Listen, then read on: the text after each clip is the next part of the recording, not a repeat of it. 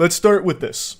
So, Logan Paul put out this statement today, basically saying, it's time, I'm finally doing that refund that I pledged like a year ago. It's go time, baby. Your prayers have been answered. Saint Logan is here. And since there's so many people who've been vocal about him being a scammer, me being one of them, a lot of people took this and immediately started attacking me going, Charlie, you feel bad yet? You called this guy a scammer, but look at what he's doing. He's the good guy. And it's like, brother, get off the stupid juice. He is literally paying people back for a scam he ran. He's not the good guy. He's doing the bare minimum. And it's kind of deep. So, I'll just read through most of this here before getting into the nitty-gritty, because there's a lot more than meets the eye. Also, the timing couldn't have been worse because just yesterday, that clip of me talking about how Logan Paul will never pay anyone back got posted on the second channel. So less than 24 hours later, he comes around, he's like, take this, Charlie.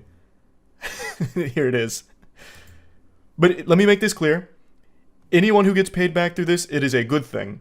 But there are some strings attached. Let's go through it.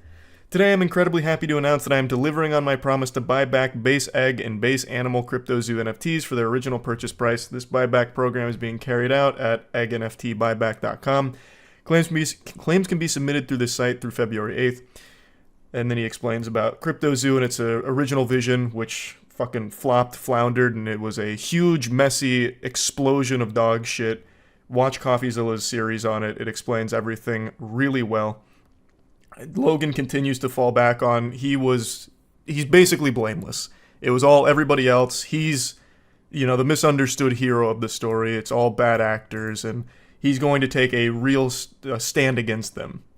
Now, in CoffeeZilla's video, Logan, if I remember correctly, didn't take money from it the same way that the other people did, but he's not blameless. He is far from it.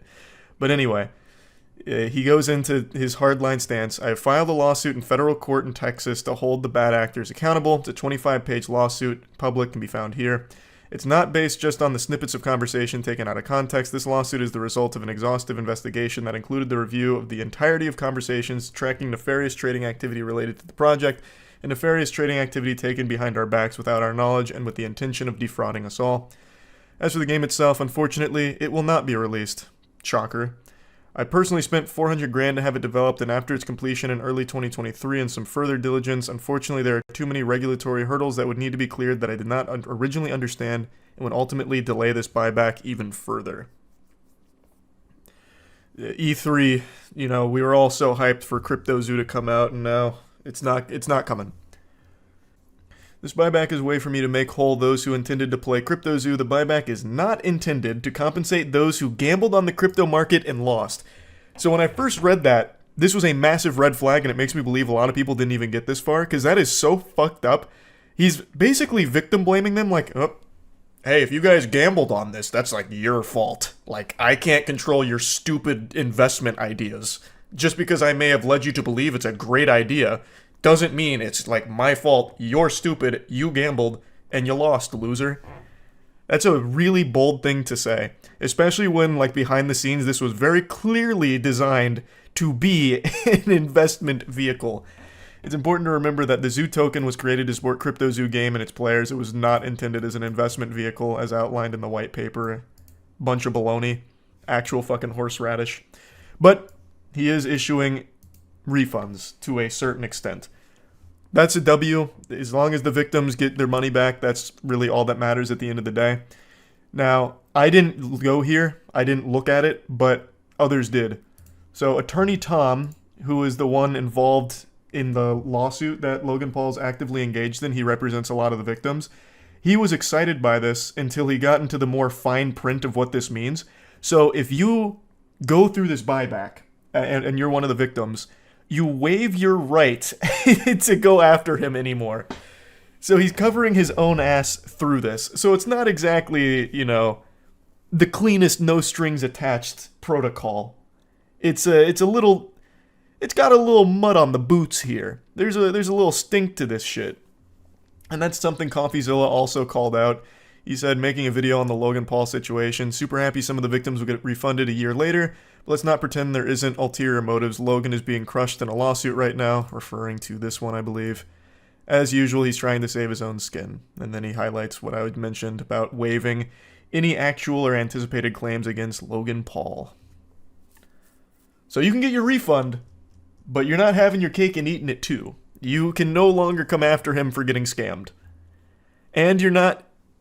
I highly recommend watching Attorney Tom's video. I'm not going to play it in its entirety or anything, but you're not getting all of your money back per se. And that's something Attorney Tom explains. You are getting some of your money back. Like, it is a refund to a certain extent, but it's not like this all-encompassing refund that I think a lot of people were expecting. Imagine trusting Logan Paul. Well, it's not even a matter of trust. Like, he pledged that he was going to be giving refunds, and he is, to his credit, giving money back. Just not the cleanest way of doing so, I would say. Thanks to Prime Scoob. There was definitely a better way of doing it. Definitely should have been sooner as well. But at least if the victims are happy, then that's what matters at the end of the day. How many people even played this? 0, because the game was a non-functional pile of trash. Why did KSI say, "What will haters say now?" People are haters because they want their money back from a scam. Yeah, that was a really weird tweet. I was super shocked to see that too. It's not like... Oh, I didn't even realize this was a response to that, but it's not like people are just blindly hating on Logan. He scammed his audience in a huge way. And they're like, "Can we get our money back that you promised us, please?" Like, fucking groveling at his feet because so many people lost so much money. It's not just blindly hating on him because they don't like his, signature move in the WWE or something. It's a very legitimate reason to not like Logan Paul. So that was a very odd tweet from KSI for sure about this thing. As I mentioned, CoffeeZilla stated that he'll be making a new video on the Logan Paul situation with this new update, so you already know I'm going to be glued to that like a child to their iPad while waiting for their mother to finish her hair appointment. I will be keeping my finger on the pulse there to see what he talks about in regards to this. Personally, I think that Logan Paul could have done more quicker. I think it's a little scummy to only recoup a portion of the people that he scammed. I know it's good overall because he is giving some of the money back, but as Attorney Tom mentioned in his video, it's not going to be the whole kit and caboodle, it's only a portion of it, and then he kind of blames them for the rest of their losses they may have incurred from this, even though it is Logan Paul's fault. He led them down that path, so I really feel it should have been his responsibility to make them whole again. And by giving them their refund, waiving their rights to go after him, I think is, again, just a covering your own ass thing, which isn't surprising given Logan Paul's reputation. But I think it could have been done much better. I am still happy that at least some of the money is going back to the victims here. I know that'll be extremely helpful to a lot of them. I just wish it was more and better because it is, again, his fault entirely. And he has the means to do so. He is now at the forefront of the WWE. He is a superstar, and he now owns a multi-billion-dollar company with Prime. He could absolutely afford to correct this mistake that he made and finally do right by the people that he wronged. But again, just to reiterate, I am thrilled that he is giving some money back to the victims of his Compilation scam. It took a very long time, but as the old saying goes, better extremely late, very super duper late, way tardy than never. So that's a good thing. So yeah, I just wanted to give you the little surprising update to this Compilation story. So yeah, that's really about it. So yeah. This isn't a video I'm super enthusiastic to make, mainly just because I find the topic super uninteresting and more worthless than an NFT.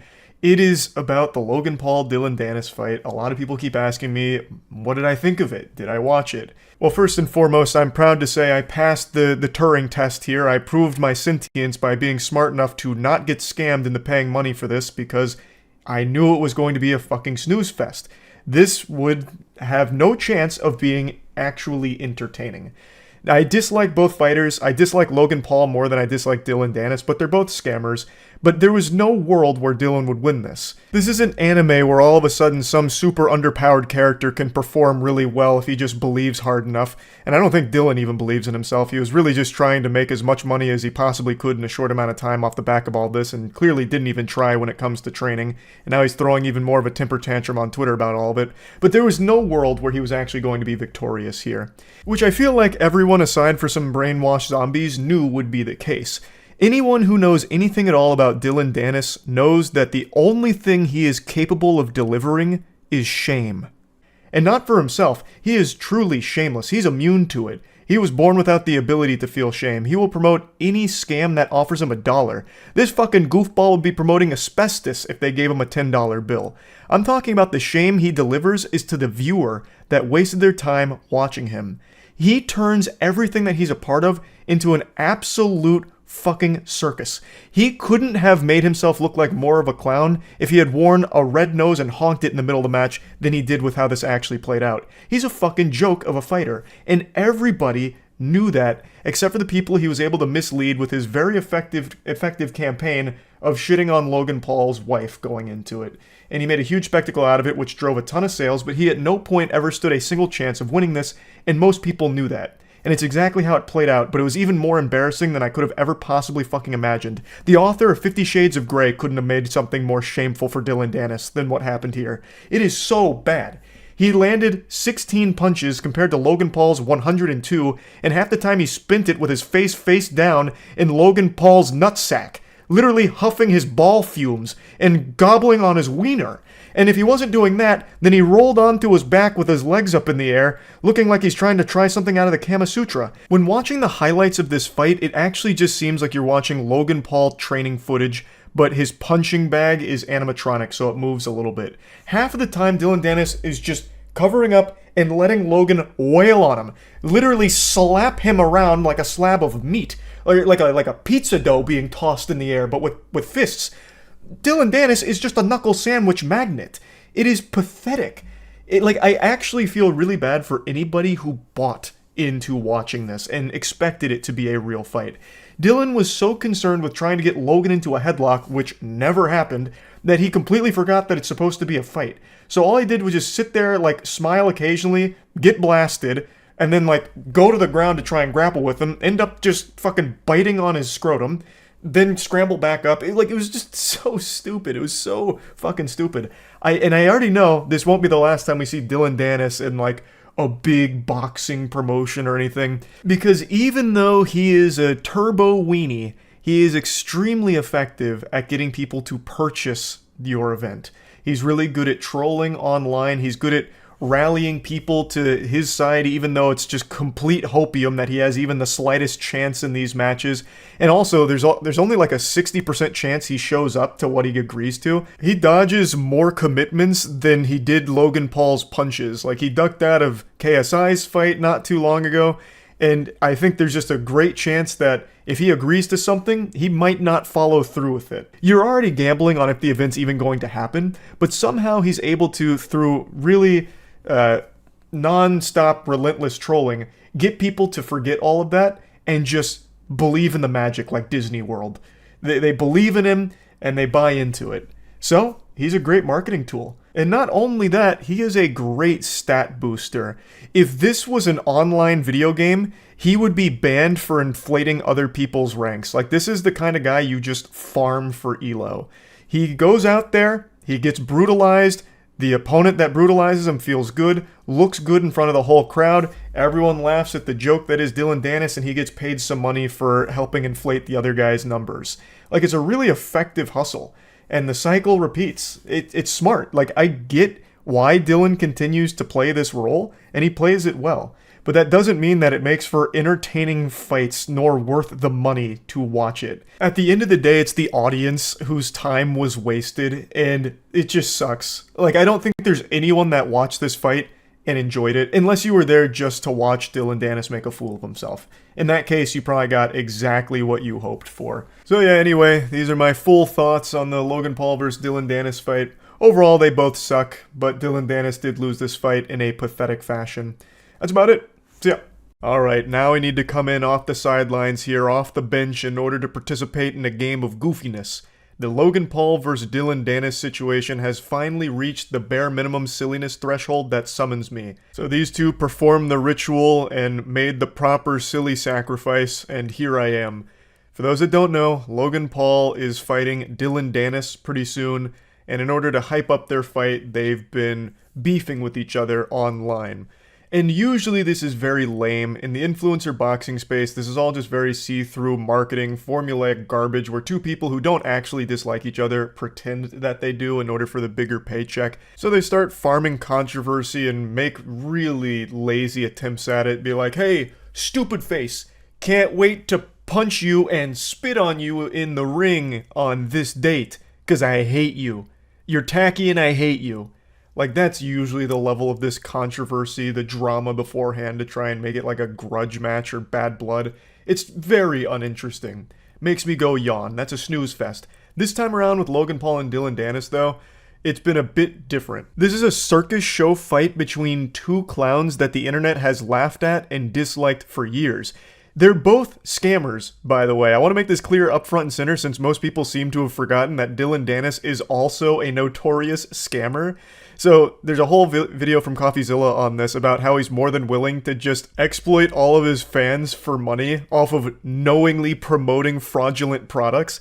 And of course, Logan Paul is notorious for scamming his fans as well through CryptoZoo, of which he still has refused to refund their money, even though he said he would do that many, many months ago. This is a core component of what I want to talk about today, because Dylan Dennis has been able to wipe some of that clown makeup off in the court of public opinion. He's got a lot of new fans as a result of all of this, because he employed an innovative new strategy for shit-talking. He's been posting pictures of Logan Paul's fiancée with other men, and then he'll have captions with it like, it's a picture of a Renaissance painting, and he's like, hey Logan, is that your wife over there with another guy? She's a time-traveling succubus. Your wife went back to the 14th century just to fuck this other man to get away from you. Like, and people are eating it up. People are going crazy for it. He's gained like 400,000 followers over the last couple weeks, hundreds of millions of impressions. And like a phoenix rising from the ashes of his dead joke of a career, he was reborn. Dylan Dennis found salvation. In the wise words of Qui-Gon Jinn, there's always a bigger shit. And Dennis found it with Logan Paul. He found a bigger piece of shit than himself. He couldn't have made a better wish if he had fairy godparents. This was an unbelievable blessing that fell in his lap, because everybody hates Logan Paul. So the community wanted to rally behind Dylan Dennis, who was hopping in the kitchen and fucking cooking him. He was serving up beef, and the entire internet was consuming that meat more aggressively than Luffy in One Piece. And they were loving it. So now his whole public image has been saved thanks to Logan Paul being just the easiest punching bag ever. And not many people knew who Dylan Dennis was before this, unless you were already deep in the fighting community, and in that case, you were probably already in on the joke, because apparently he wasn't well liked in the space. I guess he had a reputation of ducking fights, and then even if he'd take them, he'd lose. So, like, most people just didn't even know anything about him. They just saw him posting all these pictures with his fiancée with other men and dunking on him, and Logan Paul just rolling over, belly up, just taking all of it. He hasn't even tried shit-talking back at all. He's just been reduced to this personal urinal cake for Dylan Dennis to piss on. Like, it's not even a competition. Like, he's not even engaging in any of the trolling. So Dylan Dennis has just won over the entire community's support against Logan. Which brings us to today, where they had their big press conference, where always these things are drummed up and fake in order to, again, get more hype and sell more tickets. But Dylan Dennis is very good at getting under people's skin, so it really feels like he's crawled under Logan Paul and he's using him like a fucking fleshlight from the inside out. So he showed up to this event wearing this. Obviously a reference to Logan Paul's infamous Suicide Forest video. Still, to date, one of the most deplorable videos a big content creator has ever proudly posted online, where he filmed and mocked a dead body in a Japanese suicide forest. And the press conference really goes how you expect. Logan Paul eventually throws a piece of cake at Dylan Dennis, and he's like, oh, Buster, now you crossed the line. Why, I'll come over there and beat the devil out of you. You know, it's nothing we haven't seen a million times before, all completely fucking manufactured. So that's not exactly what I want to mention next. It's just the same standard formula you've seen at these press conferences. Tables get flipped, everyone's heated, but everyone's getting held back. You gotta wait for the fight, buy your tickets very quickly so you can see all this pent-up aggression unleashed in the ring quickly. This is authentic. You know, that kind of shit. But there was something that was said that I had to laugh very hard at. I can't play the clip because I don't want to risk DMCA, so I'll just paint a picture with words here and describe it. Logan Paul brings up a bet that he proposed where he'd wager $1 million that he will suck the fart out of Dylan Dennis's ass. It's not even going to be a real fight. Logan Paul will beat him, but not only beat him, he will annihilate him, de-atomize him. He will clobber Dylan, and he's so confident he'll put $1 million on it right now. And a lot of people pointed out that this is a really weird bet for him to make, considering Logan Paul still has a debt that hasn't been paid to his community that he scammed with Compilation. He made a promise to his community that he'd pay back about $1.5 million and some change to all of the victims of his scam, and he still hasn't. Yet here he is, proudly puffing his chest up and saying that he'll wager $1 million on this fight? Bozo, why don't you take care of the victims of your scam that put their trust in you with their money, put their faith in you, and lost so much? Why don't you finally fulfill your promise and just pay them back instead of wager the $1 million on this? And during the press conference, Dylan Dennis goes there. Miss Frizzle opened up the doors to the school bus and invited Dylan Dennis on, and they took a trip right to confronting Logan Paul to his face about it. And he said, "Why don't you pay back the victims of Compilation instead?" And I shit you not, Logan Paul's response is, "I'm working on it." No, you're not. You have so many millions upon millions of dollars. You could have paid this back 50 times over by now, but you haven't. You just keep dangling this carrot in front of their starving, salivating faces where they're still praying that they can finally get their money back because you promised you would give it back. You would pay them back. And you just keep that there, just out of reach, knowing full well that you'll probably never actually pay it back. You keep praying for a time where people will just forget and move on, but it's not coming. And what made me laugh is that it's Dylan Dennis that said it because he's obviously a scammer too. So it was a scammer calling out another scammer's scam. Dylan Dennis has exploited his community so many times, knowingly scamming them because he's making money off of it. And yet here he is trying to hop on his high horse like, how dare you? I can't... You scammed your community. You remember that, Logan? I would never. I could never even imagine. It'd be like if Chris Brown made a statement on not beating women. Like, Dylan is absolutely right. Why not just finally refund your victims of Compilation like you've promised many months ago? But it's coming from Dylan Dennis, who is also a scammer that has not refunded any of the victims and just outright tells them to eat shit for it. What reality are we living in right now? It's a fucking beautiful disaster. So yeah, I just wanted to talk about this real quick because I watched the press conference and that part I just couldn't help but laugh pretty hard at. So yeah, that's really about it. So yeah. There's a new trend going on right now that's blowing up faster than the Harlem Shake. It's called getting blocked by Logan Paul on Twitter because you mentioned Compilation. You don't have to be a high-caliber, top-tier athlete in order to participate in this new fun sport. All you've got to do is just mention Compilation and Logan Paul will come out of the shadows in order to block you because that word is his kryptonite. That word is like in all of the Conjuring movies when you say the demon's name and it's like, oh no, retreating back to hell. That's Compilation to Logan Paul. It's his boogeyman. So he's blocking everyone that mentions it. I'm sure all of you remember Compilation because it is still to this day, I believe, the biggest YouTuber-led scam. CoffeeZilla exposed all of it over 6 months ago. Logan Paul initially tried to play tough guy, get a little bit of hardball going here, gritting his teeth and saying, CoffeeZilla's a bad man and I'm coming for you legally with a smackdown. But then quickly gave up on that whole facade and just said, like, actually, thank you so much, CoffeeZilla, for opening my eyes. I was such a goofy little goober. I'm going to issue refunds to everyone that was affected by this that doesn't want to wait for us to finish the project. The project was supposed to be this absolute dog shit game that was a horrible idea from the start, but a lot of people bought into it because of Logan Paul's reputation. But he had promised $1.8 million, at least, in refunds to these victims. And it's been 6 months, and he hasn't done any of what he promised. He hasn't given anyone any of their money back. It's been complete radio silence with people begging for updates on when the refunds are coming.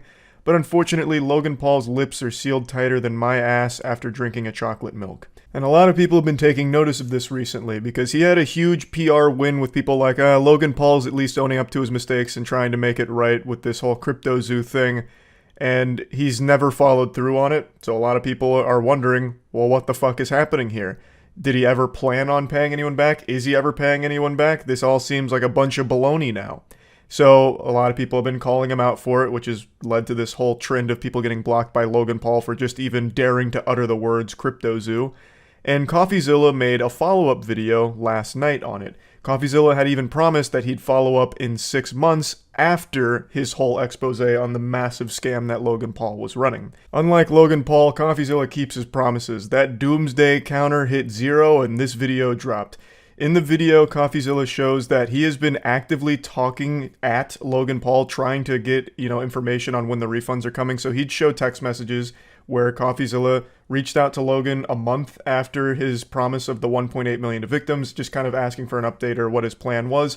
He got no response. He then followed up in the next month, 2 months now. Since then, still no response from Logan. Every time he'd try to follow up with Logan to try and get information on this refund, he was met with just crickets. Until eventually someone from Logan Paul's legal team reached out to CoffeeZilla to say like, yeah, we're still thinking about how to do that. I don't know who Logan Paul hires or how he's so good at finding incompetence. Like, he hired literal fucking criminals to run his CryptoZoo scam with him, and now he's hiring people that are criminally stupid. How could these lawyers reach out and say that they still don't know how to refund? Logan Paul in January had somewhat of a semblance of a plan, with committing $1.8 million to victims, as well as the other protocol for like burning the base CryptoZoo, whatever, all that dog shit. And now we're 6 months into the future here, and you're telling me this whole team can't bash their heads together, have their neurons fire, and come up with some kind of solution to giving people their money back for this fucking scam? That's baffling. Again, either they're criminally stupid, or this is all just trying to stall, or there's not any intention at all here in paying people back. Personally, I feel Logan Paul never planned on giving people their money back, but like everyone else, I was at least willing to give him the benefit of the doubt that it was coming at some point. But 6 months is unacceptable. That time frame, that timeline, is not by any means sensible. They still don't even have a plan in place that they're communicating with the community. They don't have any idea on how they're going to give this $1.8 million back to the community. So they're still at literally step 1 after 6 months here, post Logan Paul's public promise of refunds. I really think CoffeeZilla's final statement in this video sums it up best. This isn't worth your time. Getting publicly flogged like this every 6 months? What, are we going to be doing this in a year? No. Okay? It's not worth your time. It's barely worth my time. Just please pay the people back what you owe. Give them a real timeline, a real plan, and then we can all go back to pretending you've changed. That's 100% right on the nose right there. He pinned the tail on the donkey. Pretending that Logan Paul's changed. The ultimate scam, even bigger than CryptoZoo. Now, since the entire blow-up of the CryptoZoo scam, Logan Paul's image has been largely positive, because he publicly ate shit, said that he was going to pay people back, even though he never did, still hasn't. But people gave him the benefit of the doubt, like, oh, look, he's trying to change and move on from this and grow from it. And he's a superstar in the WWE. He is absolutely loved in the sport. And Prime is such a wild success. So most people have a very positive impression of Logan Paul, so much so that he's developed his own little cult of brainwashed zombies who now are fighting against people like CoffeeZilla and others calling him out for CryptoZoo. The argument they make, and it's not really an argument, it's actual just drivel, they're actually just vomiting nonsense, but what they say is that anyone that's still talking about CryptoZoo is just clout chasing off Logan Paul, and they're just dragging it out and milking it, which is such a wild take. Logan Paul ran what is basically a real-world RuneScape scam, like armor trimming, giving him money for nothing. And then him laughing at you for it. Him and all of his buddies laughing at you for it, basically. And his fans are just saying, move on, get over it. It's not that big of a deal. To say that to victims that lost so much money on Logan Paul's scam is just disgusting. Excusing blatant crimes just because you like his drink or you like him in the WWE, it's just so stupid. I understand a lot of people that are saying those things like in defense of Logan Paul, even though it's not really a defense, just saying like, yeah, he scammed you, get over it, and spitting on them. Not really a defense, but I know a lot of the people saying just to, let it go are young. But that doesn't mean that they shouldn't be shamed for this absolute brain-dead take. It's so stupid. Even kids should be able to recognize that someone shouldn't be able to get away with scamming people like that. So I just want to point out that ridiculous state of affairs where so many people are just completely okay with Logan Paul being the face of the biggest YouTuber-led scam of all time just because they really like him in the WWE or like Prime. He should still be held accountable. He has not fulfilled his end of his promise. He has not refunded the victims. He has done nothing for any of them, and he's just blocking anyone that brings it up. So, it is totally justifiable to keep calling it out and trying to get him to actually follow through on what he said he was going to do. But I still don't think he ever planned on paying anybody back. I really don't. I think what he was really hoping for was that it'd just be brushed under the rug over time. People would stop caring about it because on the internet, drama is usually just kind of flavor of the week shit. So the whole CryptoZoo scam was a big talking point for like a week, maybe 2 weeks. And he was just hoping like if he could just have a PR win by, saying how he's changed and he's going to give people their money back for this, then people would consider that good enough and just forget in the future. But luckily the chess master here blundered because this was such a massive scam that people didn't forget. There are so many victims that still haven't got their money back. It's very easy to find everyone affected by it. Thus, a lot of people have kept their eyes on it. When is Logan Paul paying people back? Has Logan Paul paid people back yet? No. Well, is he planning to? No. Okay. What's going on here? So people have stayed on top of this story for the last 6 months because they want it to have a happy ending. Most people want the victims here to get their money back, and they want Logan Paul to follow through on his promise, but he's not right now. So I wanted to talk about this just a little bit. CoffeeZilla made a great video on it that I highly recommend checking out if you want to see exactly where things have been for the last 6 months in this story. But overall, the spoiler alert is Logan Paul has still not refunded anyone, and that is horrible. That is absolutely horrible. You can't just keep blocking people on Twitter forever. So yeah, that's really about it. So yeah. We live in a clown world where people will do whatever it takes to feel special for just a moment.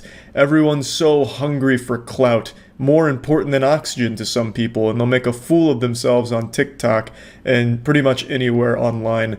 I mention this streamer a lot, but there was a streamer that used to finger his butthole for $20. There was that guy we recently talked about who threw himself in front of a train to stop it as part of like a TikTok challenge and then got 3 years in jail for it. It's really not easy to stand out from the crowd these days. It's pretty cutthroat. You either eat ass or you get your ass eaten. And today, I want to show you what it looks like when your ass gets eaten. I quit my job. No. Wait, It's a story. I'm interested. It's a story. I just talked to Logan Paul. I mean, like, he was just being nice, and I get it. Media, whatever, he has to be nice. Dude's looking like he rubbed 5 raw onions in his eyes right now. Also, this is a really inefficient way of, like, wiping snot from your nose. It just looks like you're sniffing your finger after putting it up your butthole. Before I approached him, he was bragging about making $3 million. I make $100,000 a year. I'm 22. I do make $100,000. That's cool. And I want to act. I want to do these things. I'm having a breakdown right now. Yeah, this whole thing comes across as like a shitty YouTuber apology, but while bragging somehow. He comes in pretty hot with the condom off by immediately dropping how much he makes in a year, which seems kind of irrelevant, like he's belittling 100 grand by comparing it to Logan Paul's 3 mil, even though 100 grand in a year is an extreme amount of money, more than most people will see in their entire fucking life. So it's hard to really feel sympathy for him in that moment. And the way he, like, conveyed it, like, I make $100,000 a year, I'm 22 years old, it makes it seem like an advertisement. I thought he was about to transition into trying to sell me on something like a guru self-help book or something. Like, turn around and start talking about some kind of pyramid scheme or, like, an NFT he invested in and how he got rich. It just really, like, seems so fucking goofy. Oh, I'm sitting in the cast. I don't even know what to do. Just watch the clip, okay? Did you sneak in or go? No, I didn't. I quit my job. No. Wait, It's a story. I'm interested. It's a story. I quit my job legit 2 days ago. I came up here, took a risk. I'm originally from Ohio. Did you sneak up here? No, I didn't sneak in here. I didn't sneak. What do you mean sneak up? Like here? on stage? Or you just like... Yes, I did. I cut out a lot of his crying just to get into the clip where you can see what brought about this meltdown here. So he snuck onto stage during the Jake Paul fight, I believe, and was trying to get a job from Logan Paul, which is obviously a stupid idea. You have to be a real goofy goober to think that that's ever going to work. But I know a lot of people have this fantasy because they've watched anime one time and they see the protagonist never gives up and then he eventually gets the girl and becomes the hero.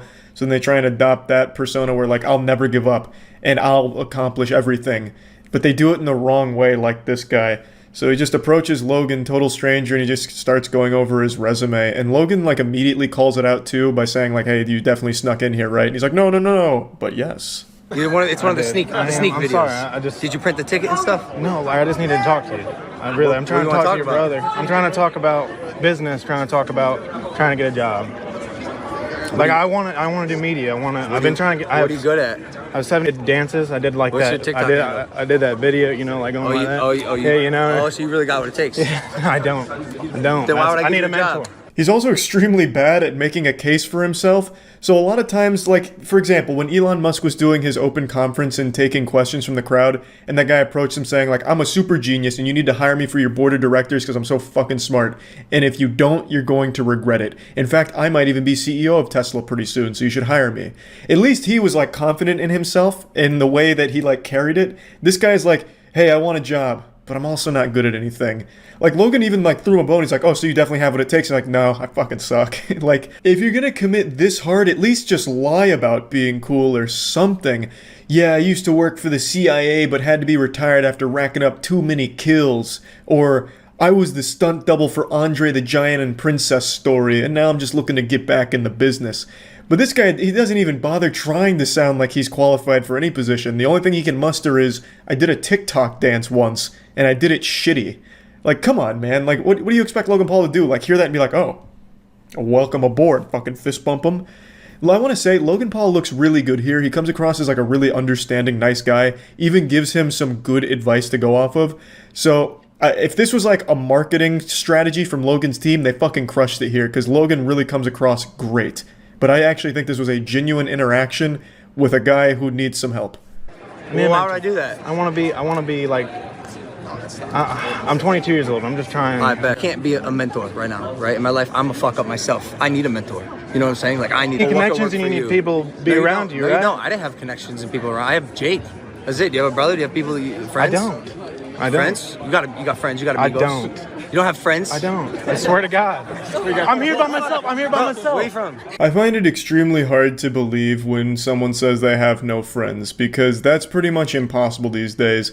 Everyone has friends. No matter how much of a fuck up you are or how outrageous the things you believe are, you will always have people that are on your side. So I really think a lot of what he says in this video is lying in order to garner sympathy from Logan, thinking that it would help him land a job, which obviously never works. It's like that same strategy nice guys use to try and make a girl fall for them, where they just be as pathetic as they can.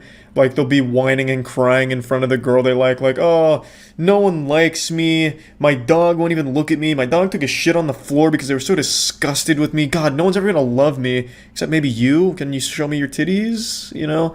That really weird thing that the nice guys will do to make the girl, like, feel bad for them, bad enough to, like, date them, that's the impression I get from this guy and the way he approaches the situation. Because then he goes in to talk about how he quit his job in order to come here and try and get this from Logan Paul. Dude apparently just quit a $100,000 a year job at 22 years old. It's either the dumbest decision of all time or a lie.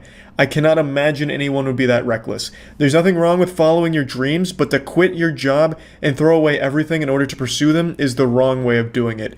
You need to approach your dreams in a reasonable, rational manner. I know everyone has this like glorified fantasy that they'll read about online about how like the billionaire quit his job, sold his house, lived out of a box, drank piss for 1,000 years before he finally hit it big and it was all worth it. But that's just not likely to happen to you. There is no reason to quit your job to pursue your passion. You should pursue it while also making sure you are taken care of as well. I'm from Norwalk, Bro, Ohio. you're a good-looking guy, bro. You have friends, bro. You're fucking lying. You have friends. Go make content, do stuff with your friends. I'm glad you quit your job. It takes balls to do that, bro. But like now you gotta act. Try to make a step. I'm not. Media. But I'm not the guy directly. Right? You're the guy. No, you're the guy. No, bro. My team is this. Relax, bro. Relax. I'm not the guy. Like life isn't about handouts. You know what I'm saying? I know. I'm you not trying to work. get a handout. I'm not trying to get. What a are you handout. trying to do? I'm trying to work hard for a little money. No money. That's the very definition of a handout. You have approached him completely out of the blue, unprovoked, told him a sob story, and are hoping to get a job out of it. That is a handout. Even if he gave you an unpaid internship position, that is him being nice to you because you made him feel bad. I don't know. I can get a job somewhere else. All I want to move to LA, and I want to be able to be part of that. Look, I have to go. If you really are serious about it, bro, you should move to LA and just like you approached me, start making connections with every single person you meet in LA. I'm serious. That's it. I've always said this. If you're charismatic and you can talk to someone, you can make it in LA. Yes, sir. Yeah, that's my advice, man. Unironically, Logan Paul comes across incredible throughout this entire interaction. While I don't necessarily agree with the advice of moving to LA, he's not wrong either. If that guy does want to pursue this seriously, he would need to consider going to LA and just trying to network, I suppose. I think LA fucking sucks. It's my least favorite place on the planet, probably. But it's also not horrible advice to give this guy either. Unfortunately, though, it doesn't seem like he actually took the advice to heart or anything because he starts crying in his car about the interaction, so he was apparently not pleased with the result. He really went in there with that sense of entitlement, like, I deserve this job and I'm going to get it. Again, I think that falls into that like, I don't even know what to call it, that mindset that some people have where they are the center of the universe and everything needs to happen the way they have it in their head. This guy had a very high-paying job, probably had a big ego, and thought, you know what, I want to get into acting, I want to get into YouTubing, and I'm going to make Logan Paul take me there because I deserve it. And it didn't happen, so he started crying and having a little whining festival in his car. Hopefully he'll learn from it, but I checked his TikTok after this, and he's just really embracing it, so he has a shirt that says, "Can I have a job, Logan?" now. And it looks like he's really riding that wave. He's been like remixing this video as well because this got big on TikTok for obvious reasons. There's not a lot of people showing support to this idea of quitting your job to do something like this, which is great. It's good to see that. But I know there still are people that believe like this is the way things are done. Like you have to quit everything in order to pursue your dreams, and that's just not right. And Logan Paul, I think, really does convey a strong message to this guy like, look, man, you're lying about not having friends. You have friends. Why don't you do stuff with your friends first? Take baby steps into it, then maybe move to LA and start networking. I think that's pretty reasonable, and I think this video might even serve as a good lesson for other people out there that in their head thought something like this would go over well. Well, in reality, it doesn't. That's about it. See ya. Oh yeah, you know what time it is. It's time to roll on out of bed, get a good stretch, get some cereal in your system, sit down and see the latest in the Logan Paul Crypto Zoo scam situation. I don't think there's any need for a Dragon Ball Z recap of what's happened up till this point. I think we all know, but I'll give you the briefest rundown. YouTuber CoffeeZilla exposed Logan Paul for a massive crypto scam he was running, telling the story of many victims who lost tons and tons of money on it.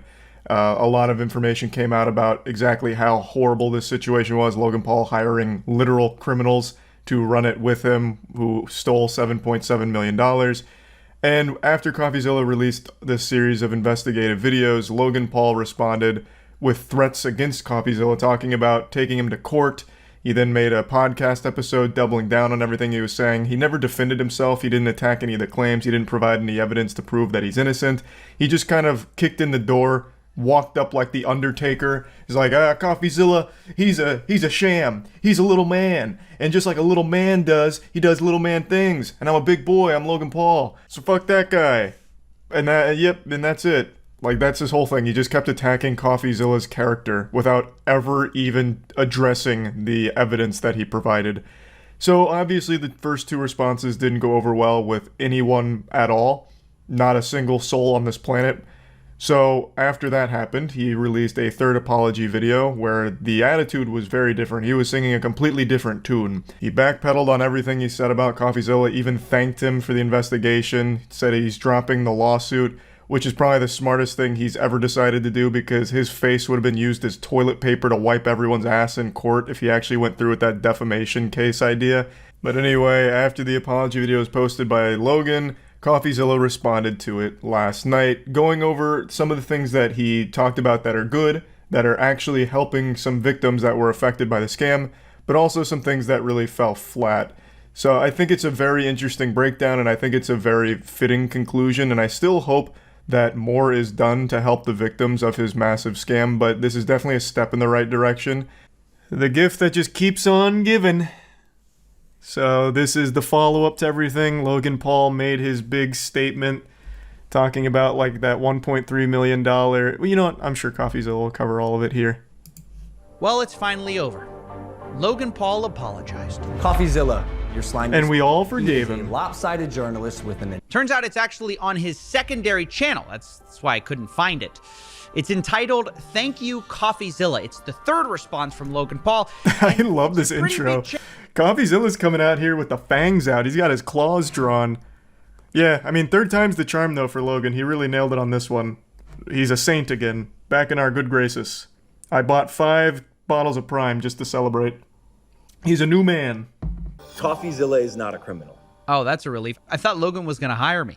But in all seriousness, this video does have some major admissions in it I want to go through. For banger. one, Logan Actual apologizes banger. to me. I called him. I apologized. My initial response to his series was that of fire and ego. Not only that, Logan also pledges a $1.3 million refund plan for people who bought his NFTs. In addition to that, he also promises to finish CryptoZoo, which was left abandoned. And then He should just hire that YouTuber that did it in 4 hours. Call it a day, just... I paid this YouTuber an exposure to finish my crypto scam for me so I can continue to make more money off of this. For example, I think if you're an outsider who is not affected by this scam and you wanted a reason to love Logan Paul again, I think this nails it. I mean... That was one of the main things I said when he posted that. If you weren't affected by the scam, you don't know anyone that was affected by the scam, him posting this makes it very easy for you to be a fan again, kind of guilt-free. Like, oh, okay, so some people got scammed, but look at how well he handled himself in this third apology video. So we can just move on past this. I'm not offended anymore, so I don't care if you guys are. I've forgiven him for you guys, so we're good. Flat, because he doesn't adequately address the real victims of CryptoZoo, which I think they're rightfully angry about. And I wanted to spend some time talking about that because, again, they've been the heartbeat of this whole story, and they feel very differently about this response than Logan's core audience does. Yeah, they don't feel that like sounds about right. And I want to talk about why. Starting with the $1.3 million repayment plan. It doesn't even apply to the holder of Zoo coins at all. You get nothing if you bought this in-game currency. This refund only applies to current egg holders. So they can cash out that NFT for the initial mint price in crypto, which matters sort of because crypto has crashed a lot. So even though people... Just to slide on in between your butt cheeks here, I'd like to further clarify on the repayment plan. It is good that there is something that victims can tap into to get some money back, but it's not all of it. It's not every victim, and it's actually only in specific cases for people that were affected by this. So with this $1.3 million repayment plan, it covers some losses for some people, but not all of it. And since crypto has crashed, the value of all of it's very different now. So people aren't going to be made whole, but at least it's something going back to some of the victims, which rarely happens in cases like this where a giant scam comes crumbling down. 9 times out of 10, it just results in the scammer being like, you entered the poop zone, you should have expected to get a little shitty. You know, and they just move on and just never talk about it again. So at least there is something coming back, but of course, it's not all of it. The Zoo coins were most of this scam. I mean, that's where most of the money was spent. It wasn't just on the NFTs. It was on this in-game currency, which Logan seems to have no intention of refunding. And his response for why is pretty bad. He responds to somebody who lost $80,000 who told him, I hope this isn't just doing what you have to do technically to not get sued. Oh, goodness gracious. Jinkies. 80K in Zoo shitties? Oh, Ruben. Oh, that is painful. Oh, goodness. Logan replies with a screenshot of his white paper and later explains to Wait, hold on. Let me read that. Replying with just a picture from your terms of service or whatever is always just such a douchey thing. Because Zoo was created to support CryptoZoo and was not intended to be an investment vehicle, the contract doesn't include incentives for liquidity providing, although the largest, and then cuts off. Okay, so it's just eat shit, loser. Should have read. Paper, and later explains to another member of the Discord, I believe there has been a misconception here. As outlined in the white paper, Zoo was created to support CryptoZoo and was not intended to be an investment vehicle. When you sold or bought is not my decision. And look, to be fair to him, there was a misconception that Zoo was an investment vehicle, but it's a misconception that he created. And he's also not wrong. You shouldn't have bought in the first place. Like, I don't know what drew you to it to begin with. You must really love a picture of eggs and a picture of some animals. Like, he is not wrong. He wasn't the one that forced you to buy in and waste 80,000 doubloons on it. But very douchey, considering you were the one that scammed him and got him to bite into it. Based strictly on the value of said investment vehicle. Quote, rules for selling. No market selling manipulation. Until a $200 million market cap. So I think it's fair to say, if Logan's own team were buying Zoo coins early, waiting for them to go up in value to a certain level and then selling them, that sounds like an investment vehicle, albeit a very stupid one. Be, quote, abandoned. Will everyone who minted be able to get that refund, or just the current owners? Now, in reply to this, someone in the Discord said, if you sell, you lose common investing knowledge. Or if you invest in CryptoZoo, you lose common sense knowledge. But I mean, again, that is a cold, hard fact that he just dropped onto the table. He slapped his meat down and said, if you bought into this, you sold, you lost. He is correct. But it is still, once again, Logan's fault because he peddled a non-functional scam that was abandoned for a fucking year and a half. And Logan replies, seeming to agree with this idea. In another Discord exchange, Logan says, please do not put any more money into CryptoZoo, which, by the way, is quite reasonable to say. Yeah, but then somebody follows up and says, guys, can someone explain what he said with not investing? But rather than replying, oh, guys, I just meant like I don't want anyone else losing money, or, I don't want anyone else recklessly gambling, Logan replies instead, quote, I will no longer be the scapegoat for anyone's financial decision. Woe is me. Oh, man, I'm so tired of being the scapegoat for my scam. Damn. The Matrix is out to get me here, and I'm tired of it. No more of this. It's your fault that you fell for my scam. Idiots. He doesn't seem to see anything wrong with advertising a game that will make you money, it never delivering, millions of dollars being stolen by criminals he hired. And then when all of those people want their money back, he feels like he's the scapegoat. Like, oh, these guys shouldn't have believed me when I advertised to them a fun game that will make you money. True. It just doesn't make any sense. How could these fools have played into my trap when it was so obvious that it was a fake garbage scam to begin with? Why should I feel empathy for these plebeians? I hired 3 criminals to run this and they stole from me. I'm the victim, not these pores that put money into my shit. So why should I be bothered to help them? Fuck you guys. I mean, Logan had a simple job to do. All he had to do was just come out, apologize, get as much money back for the victims as possible. But he himself can't help but play the victim here.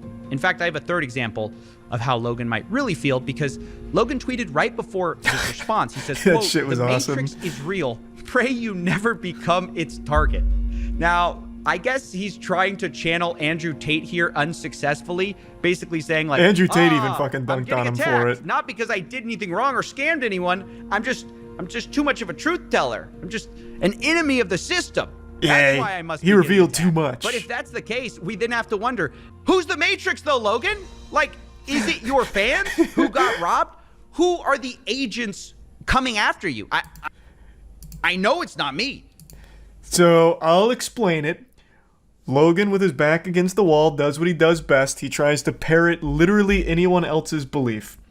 All he did was grift into something that he thought might be able to earn him some points to get out of it, so he went with the Matrix angle because it's such a hot button thing with Tate and all that.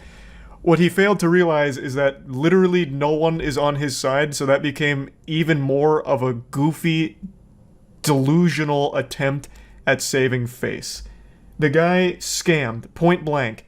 hired 3 criminals, which he himself admits, and he still had the gall, the chutzpah, to try the Matrix angle, which even summoned the Matrix man himself, Andrew Tate, to shit on him for it publicly, further burying Logan's head in his ass. It's such a poetic disaster of PR. He couldn't make a good move. I actually still do believe Logan Paul doesn't have any thoughts of his own. I don't actually think he believes anything in his own mind. He just tries to pander.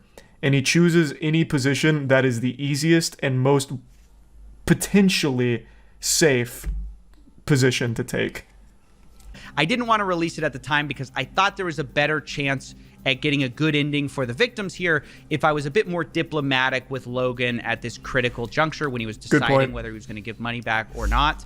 At the end of the day, the whole purpose behind this entire thing was telling the victim's story, so anything that could result in them getting their money back is the optimal outcome. That'd be a mission accomplished. Which, by the way, I think some of them are. In fact, I just saw a lawyer on YouTube, Attorney Tom. He's going to start the legal process going after Logan using stuff like the arbitration clause in your terms of service. So I just wanted to say, if you're a victim of CryptoZoo, it's your support that made all the difference and got the victims at least something. So that wraps it up. Thank you for watching. Imagine Logan comes out and just like, you know what? Fuck you guys. You didn't suck my dick hard enough for my benevolent actions here. I am going to sue CoffeeZilla. Fuck you. I feel like it'll happen. It won't. He knows there's no shot he can do that. He would lose even more should he decide to, for some reason, reignite the lawsuit. Just a bullying tactic he never intended to sue. Well, the tactic isn't the threat of a lawsuit. The bullying tactic is when people like that have a lot of money, they can take it to the next step and cost you money to defend yourself.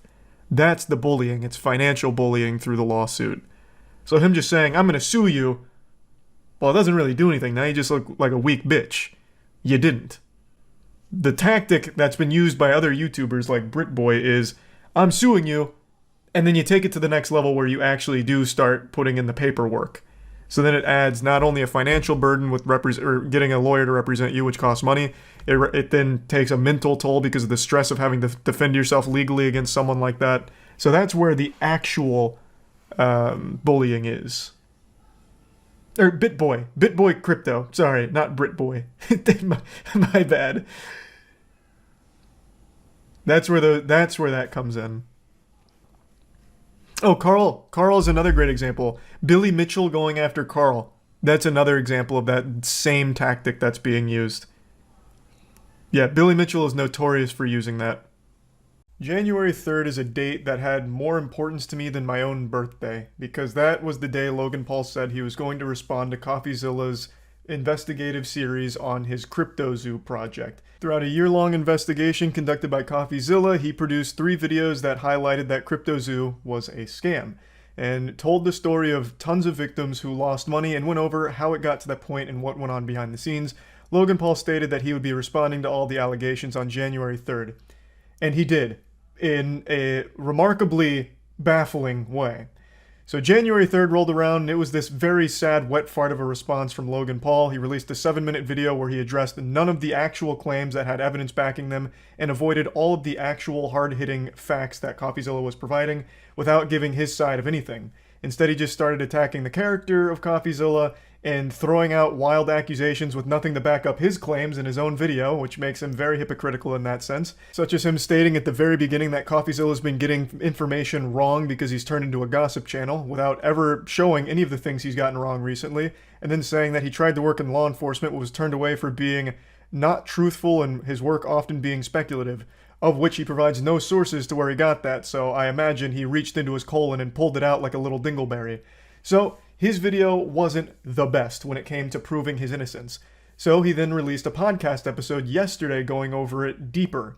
However, it's not deep at all. this shit is shallower than a micro penis. It doesn't go anywhere. It's still the very surface level shit where he doesn't actually talk about any of the evidence-backed claims that CoffeeZilla makes against him, his team, and his project. It's an hour and 20 minutes of them trying to play the victim here, and it's so shameless at one point that he even begins reading a letter that he supposedly received from a fan that made him tear up, talking about how great of a person Logan is and how he has such a kind heart, and then Logan tears up on the podcast again. None of this has anything to do with the CoffeeZilla investigation or Crypto0, so it just seems like he's farming sympathy points for some reason. It's just not good at all. This is actually significantly worse than his 7-minute response video. Now, he does reinforce that he will be suing CoffeeZilla for defamation for his investigative series on Crypto0, which leads me to believe that Logan Paul is truly surrounded by absolute fucking troglodytes. There is nobody in Logan Paul's immediate circle that gives him good advice. A defamation case is extremely hard to win, in even the best of circumstances. But you have a shady crypto company that a ton of people lost a ton of money on, and you're suing a guy who investigated it for a year and provided nothing but an unbiased, objective look at the facts. No matter how you want to spin it, it is objective as it gets. Logan Paul seems to believe that CoffeeZilla highlighted him as a malicious, evil supervillain, which are his words, not mine. But in the actual investigation videos, you can see CoffeeZilla multiple times mentions that he can't pin the blame on any one person, and in fact focuses more highly on the other two people, Jake the Crypto King and Eddie Ibanez, than Logan Paul. So to win a defamation case, you not only have to prove that the information is incorrect, you have to prove that it was knowingly incorrect by the person who put it out there publicly. You have to prove there was malicious intent. You would have to somehow prove that CoffeeZilla knew all of this information was wrong, published it anyway for the sole purpose of hurting your image. And that's a very difficult thing to prove, because you can make tons of arguments that CoffeeZilla, even if things are wrong, which so far Logan Paul's proven nothing wrong, aside from one of the victims in the testimonials being shady, aside from that he's proven nothing, he would then have such a solid defense regardless, because he investigated and just provided like facts of information he gathered from Logan Paul's own team. So he would have a very strong case of, this isn't defamation, I was doing a public service by bringing all of this information to light. Like, it's an unwinnable case for defamation, and I have to imagine Logan Paul knows that and just wants to bully CoffeeZilla legally and cost him a lot of money to hurt him, which is fucked up. That is malicious and supervillain-like, Logan. Of course, I'm no lawyer, but I am at least somewhat familiar with how defamation cases usually go, because when someone's feelings get hurt, they always try and sue for defamation for some reason. It's pretty cringe. Now, another thing that I want to mention before showing the podcast moments is Logan Paul is so delusional that he actually is using the defense of him hiring criminals makes him innocent. So in his response video, he's like, "You talked to my developer that stole the code for $1 million.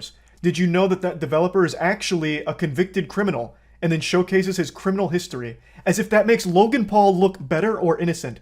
Logan, you hired 3 criminals to run this with you. That makes you look much, much worse and much more guilty. Oh, no, guys, it's not me that was bad. I hired 3 criminals. I brought together the Suicide Squad here to run this crypto company. It's them that were bad. It's not my fault. Why are you getting mad at me? I just hired the criminals. Obviously, you're responsible for the team you put together. You are liable for 2 of them stealing $7.7 million from the project here. That is your fault.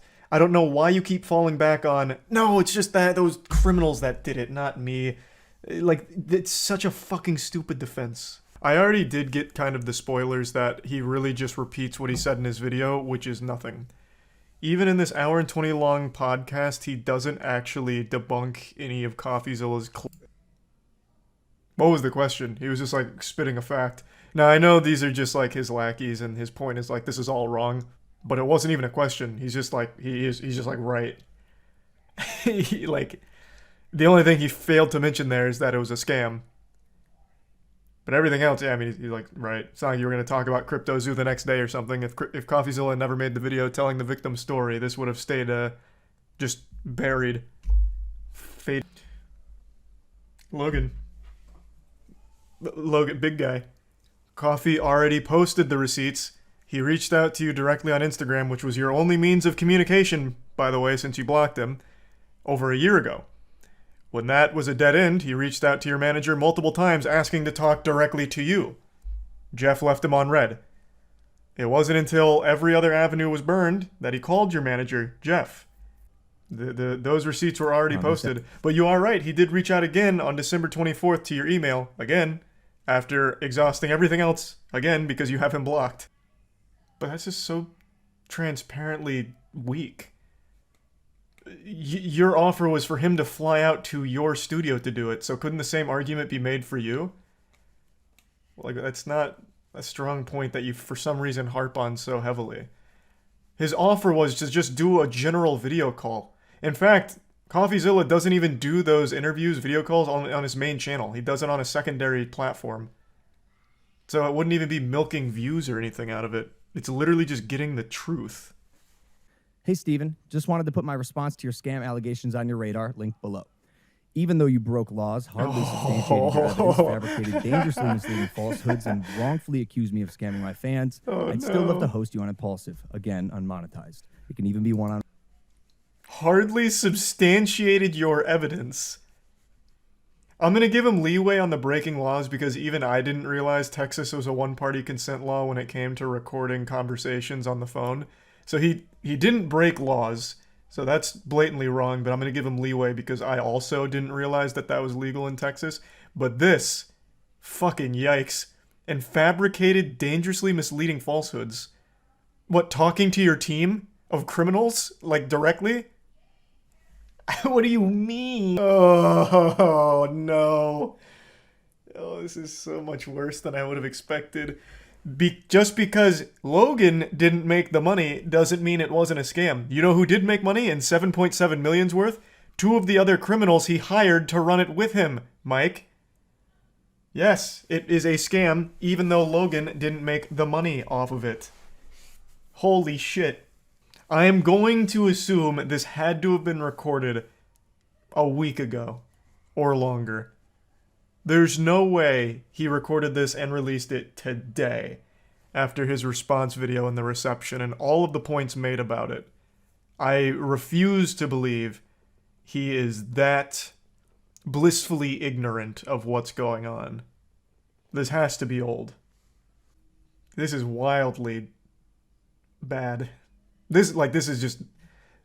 So the setup he's doing here is Coffee refused to come on Impulsive, so instead I'm gonna have my sidekick here make up easy softball questions that we think CoffeeZilla may have asked if he was lobotomized. And then Logan tackles those easy ones. For instance, what is a scam? Well, by the definition of a scam, Logan, did you make money off of this? And I already know the answer. Well, no, Mike. In fact, CoffeeZilla even corroborated this. I never sold the coin. That doesn't mean it's not a scam, Logan. Thus, everything CoffeeZilla said was accurate. Like, what the fuck? What the fuck? Doesn't mean it's not a scam, bro. Talk about the leaked group texts about how this was supposed to just emulate another lucrative project to exploit your fans for money as quickly as possible off as minimal effort as possible. And then talk about all of the meeting memos about market manipulation and what's an acceptable amount to sell on any given day for the percentage increase, or for the percentage effect on the overall tokenomics. Get into the market manipulation stuff from the actual group chats, man. That's what I'd like to hear.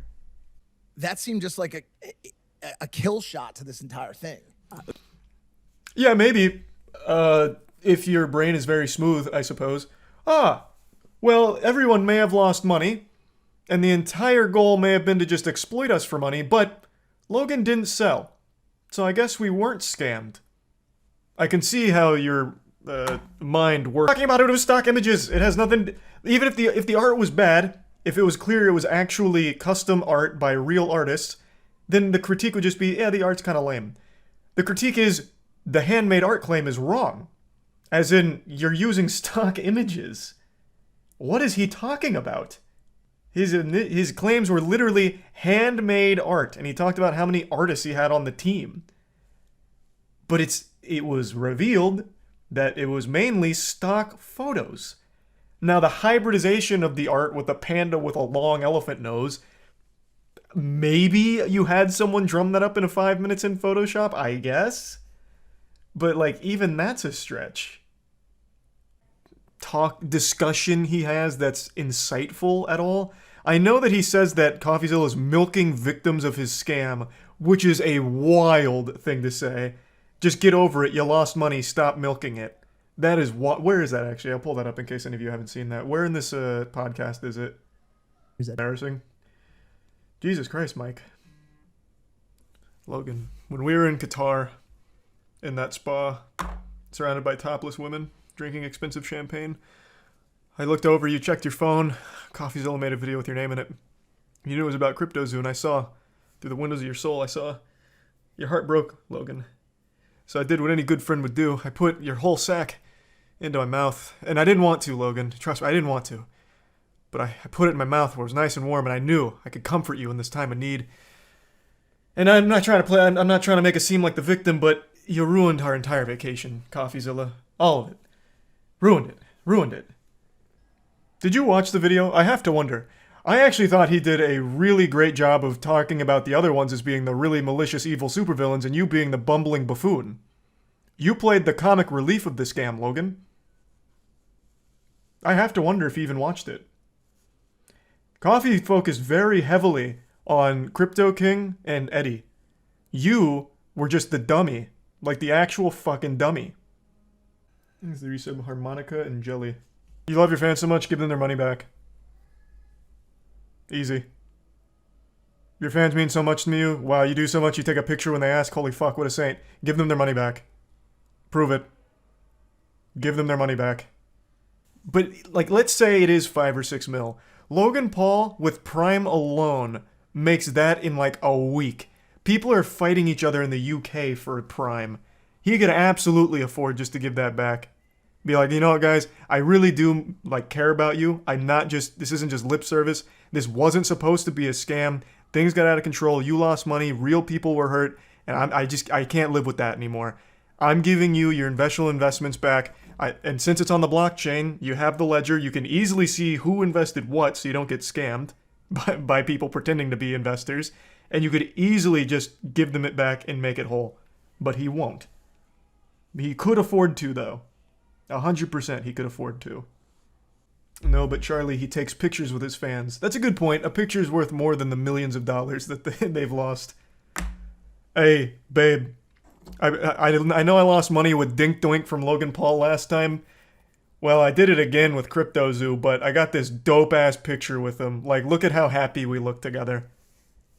What do you mean you're leaving? They're called victims, Logan. Part 6 is the more he says, and the more he continues to spread this misinformation that this was any sort of con or scam, the more I have for the lawsuit that I am filing. The defamation. The disconnect in his brain is wild because he puts it on this lens like the guy, CoffeeZilla, is just someone that doesn't like him, as opposed to a guy who investigated this fully. So he truly believes that everyone that he showcases and every story he tells has to be by a paid actor and can't comprehend that real people lost a lot of money from his project. Or maybe he can and he pretends to be stupid. Couldn't really tell you. But yeah. He just talks about the people losing money as being milked, or them milking it. Yo, you got scammed. Get over it. I really do think Stan's had the best take on it. Like, if he was Logan Paul's guy, he would have advised to just ignore it. And he's absolutely right. I thought the right play would just be make everyone whole again, refund them. I think that's the morally correct thing to do. But if Logan just wanted the easiest way and just to get out of this as quickly as possible, if he never said anything, he would have been fine, actually. But now he's posted this on both of his main platforms, Logan Paul channel and now Impulsive. All of his audience is now aware of this. Now they've probably watched CoffeeZilla's video, and with all of that evidence, they're going to look at Logan Paul and be like, fuck, this guy hasn't proven his innocence at all. He hasn't even mentioned any of the claims. So he really fucked himself. If he had just ignored it, his audience would have never known, never cared, and he would have been in the same situation. He would have been fine. His fans are definitely not watching CoffeeZilla's video. I disagree. So I actually think since now he's posted it 2 times, they're going to be like, what is he talking about? What are these scam allegations? I bet it's a bunch of baloney, a bunch of fucking barnacles. Logan would never do that. Let me see what this is. And they'll watch it for even a second, like hate watch it. But then Coffee immediately starts making points and they're like, interesting. His audience, no. I don't know. Maybe I'm now skewed on what I think his audience is after the CoffeeZilla videos because everyone that he interviewed that got scammed for a lot of money was not a kid. They were young adults. So now maybe I'm under the false idea that his audience is older than they are. I always thought he had like a Disney Channel audience, but after the CoffeeZilla investigation, I became convinced they were older. Plus he's in the WWE now, which is mainly older audience.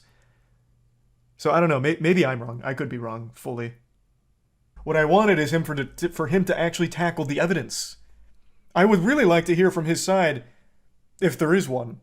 Right now, I'm starting to genuinely doubt he has any legs to stand on there on this situation. But who knows? You didn't see him push Prime at the end. You look like a... Yeah, Prime needed an extra push. It's only on his goddamn phone case on the table, them drinking it constantly, them fiddling with it constantly. Yeah, it needed that extra push. Yeah, surely I needed to see that.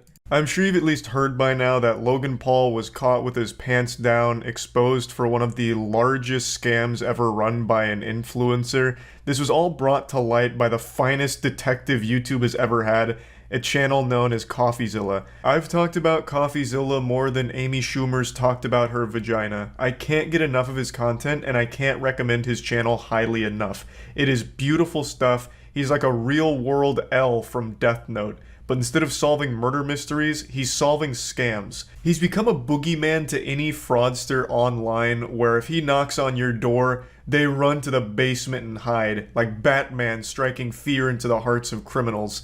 And recently, he set his sights on Logan Paul. This is actually an investigation that's been going on for an extremely long time. CoffeeZilla has spent at least a year going through every single detail of this case and getting all sides, talking to the people that helped develop it, as well as people affected by it, and even core members of the team that were in the know on what was going on from the beginning of this project, from the goddamn birth of it, from the very beginning.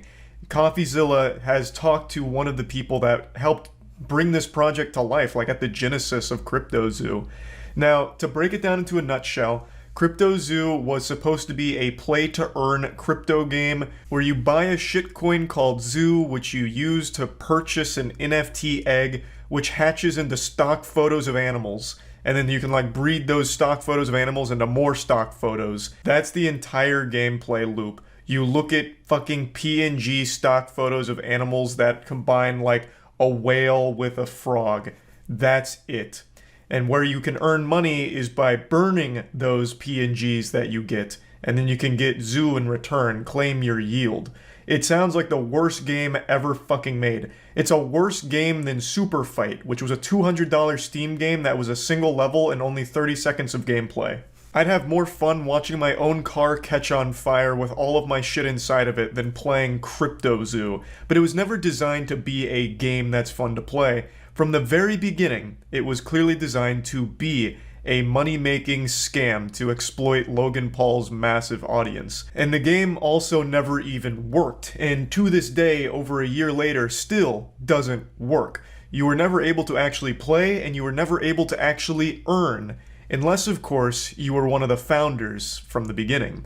Because then, there were a couple of founders that made a lot of money, including a cameo from someone you might be familiar with from previous scams, Jake the Crypto King, known for his Pokemon scam back in the day. He's back. I said on stream that this whole thing feels like the series finale to Logan Paul's career, where all of the side characters come in together for one big final oorah, like an episode where they bring in everyone to celebrate the end of the show. It is crazy just how deep this Compilation rabbit hole goes. I don't want to spoil anything, but yes, Agent 47 is back, and he is once again a very shady and big piece of shit in this whole thing. There are no good guys on the Compilation team. I don't want to get too deep into it because CoffeeZilla tells the whole story, but let me just give you the cliff notes here to get you hooked. This not only has scams galore, it even has fake orphans. It has a man who claims to have won the Super Bowl with the Philadelphia Eagles in 2018, despite never having even been associated with football in any capacity. The same guy also claiming to have been like a CIA operative, as well as hacking AOL. There's market manipulation. There's betrayal with the founding fathers of Compilation stabbing each other in the back repeatedly. It just plays out like a soap opera, but was real.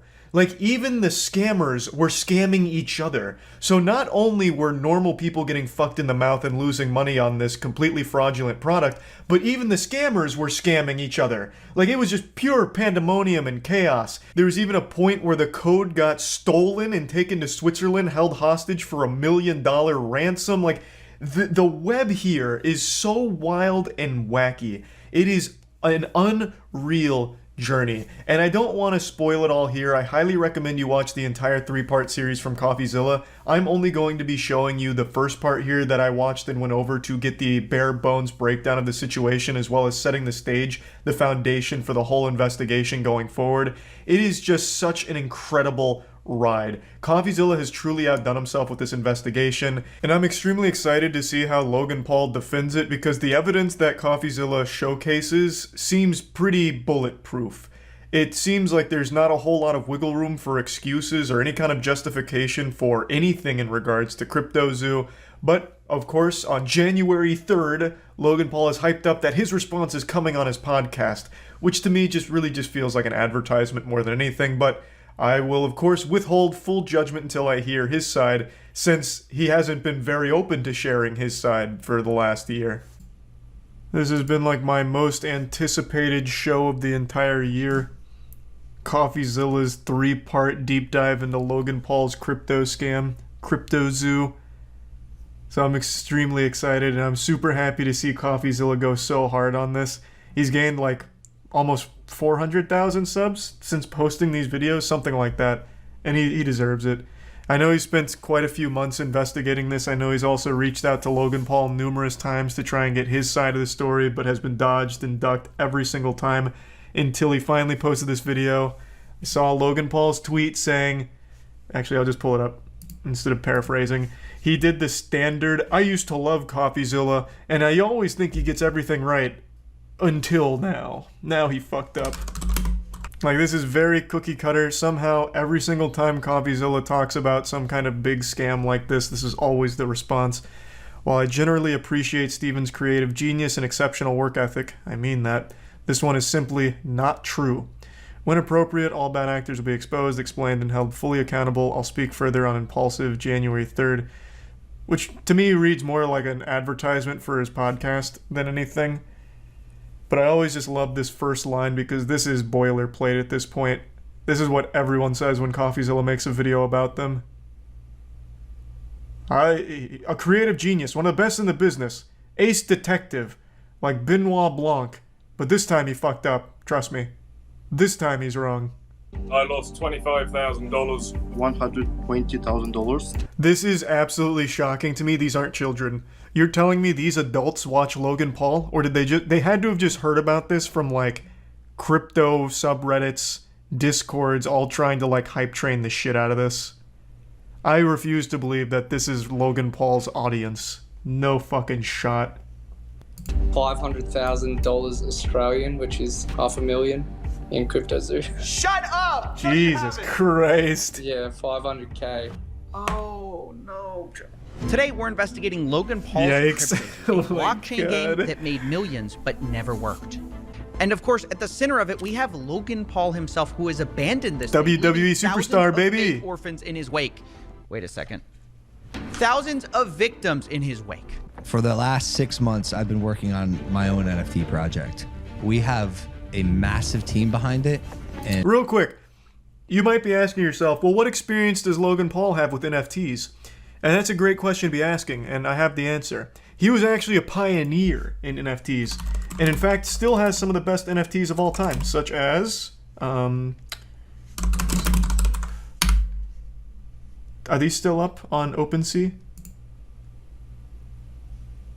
Well, here's his NFT Pokemon cards. Beautiful stuff, obviously. Very high quality stuff, and I mean, only $10,000 for that, so I mean, reasonably priced as well. Where are his... He used to sell clips. So you could pay thousands of dollars to get an NFT clip of him boxing. Which was a fucking bargain. Honestly, just giving it away at that price.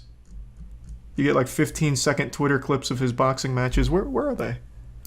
September 1st, cryptozoo.co. We don't scam. That's I've fine. never scammed anyone before. Logan Mm-hmm. cares extremely deeply about his audience, loves his brand, doesn't have to scam to make money. True, but you make a lot of money doing it, I imagine, so. Welcome to part The cookie one, jar the was too million-dollar appealing. mystery that began this whole story. For the last 6 months, I've been working on my own NFT project. I think there needs to be a fresh take, and this project that I have is that fresh take. Now look, at first, Yep, I was let's just as go. surprised at this pitch as anyone else because I just got finished roasting Logan for a different coin called Dink Doink, which is fans Dink Doink. lose money on. I'm a Dink Doink fan. And it wasn't even a project at all. It was a game that could earn you money. I'm excited to launch. Called Pay to You Earn. keep using and you Or, just did it Jesus, again. You keep play to using a earn. word there. Game. You're not using like a project. It's a game. It's a game. It's a really fun game that makes you money. You started by buying this crypto token called Zoo, which is their in-game currency, and you use Zoo coins to then buy egg NFTs, which you can then hatch to become animals. You then can breed those two animals to become hybrid animals. For example, if you breed a gorilla, What a fun and a sounding kitten, you game. get a gore kitty. And the more rare the NFT, the I get to higher breed the daily animals? yield Sign of me Zoo up. tokens that animal earns you every day. Theoretically, it works like almost like passive income. You can then burn your animal NFTs to release the zoo they earned back to you, and from there you can invest it into eggs or just cash out. Now, some of you of the Egyptian persuasion might notice some triangular qualities. No, that's a to this game coincidence. description. We handmade art for the past 6 months, bro. Approval, very specific notes, 10 different artists making art for our project. That doesn't I'll sound like a admit, lot of artists. This all sounds for that. very enticing. Handmade art, a Not fun really. game that can earn you Doesn't money, sound and enticing. one of the biggest influencers in the world backing it. It was Logan Paul at the end of the day. An internet personality that I actually trusted. That I actually Why? kind of What did believed in. Obviously, Well, when I feel terrible that that happened to you, but what? What in the history of Logan Paul has earned anyone's trust ever? Like, I can't think of anything he's ever done that was honest. Like, I legitimately can't. Except for him saying that he made a repeated lapse in his judgment when he filmed a dead body. Like, that's like the only thing I can think of with like honesty associated with Logan Paul. But yeah, I mean, Prime did come out. I've tried it. I mean, it's a real drink. I wasn't instantly poisoned or anything. It was fine. I actually thought it was good. But I'm just going to chalk that up to KSI. I'm just going to say KSI did everything because I legitimately have no trust in Logan. But as the game got closer to release, the CryptoZoo team started releasing the first ever photos of these animals. And come to find out, this handmade art story wasn't really true. It was actually Adobe stock photos mashed together. This was the sort of first red flag of this project. Hey! And I made a video about it at the time, but it was kind Let's of go. surface level, and something what the didn't fuck? add up beneath the surface. Something where I just couldn't.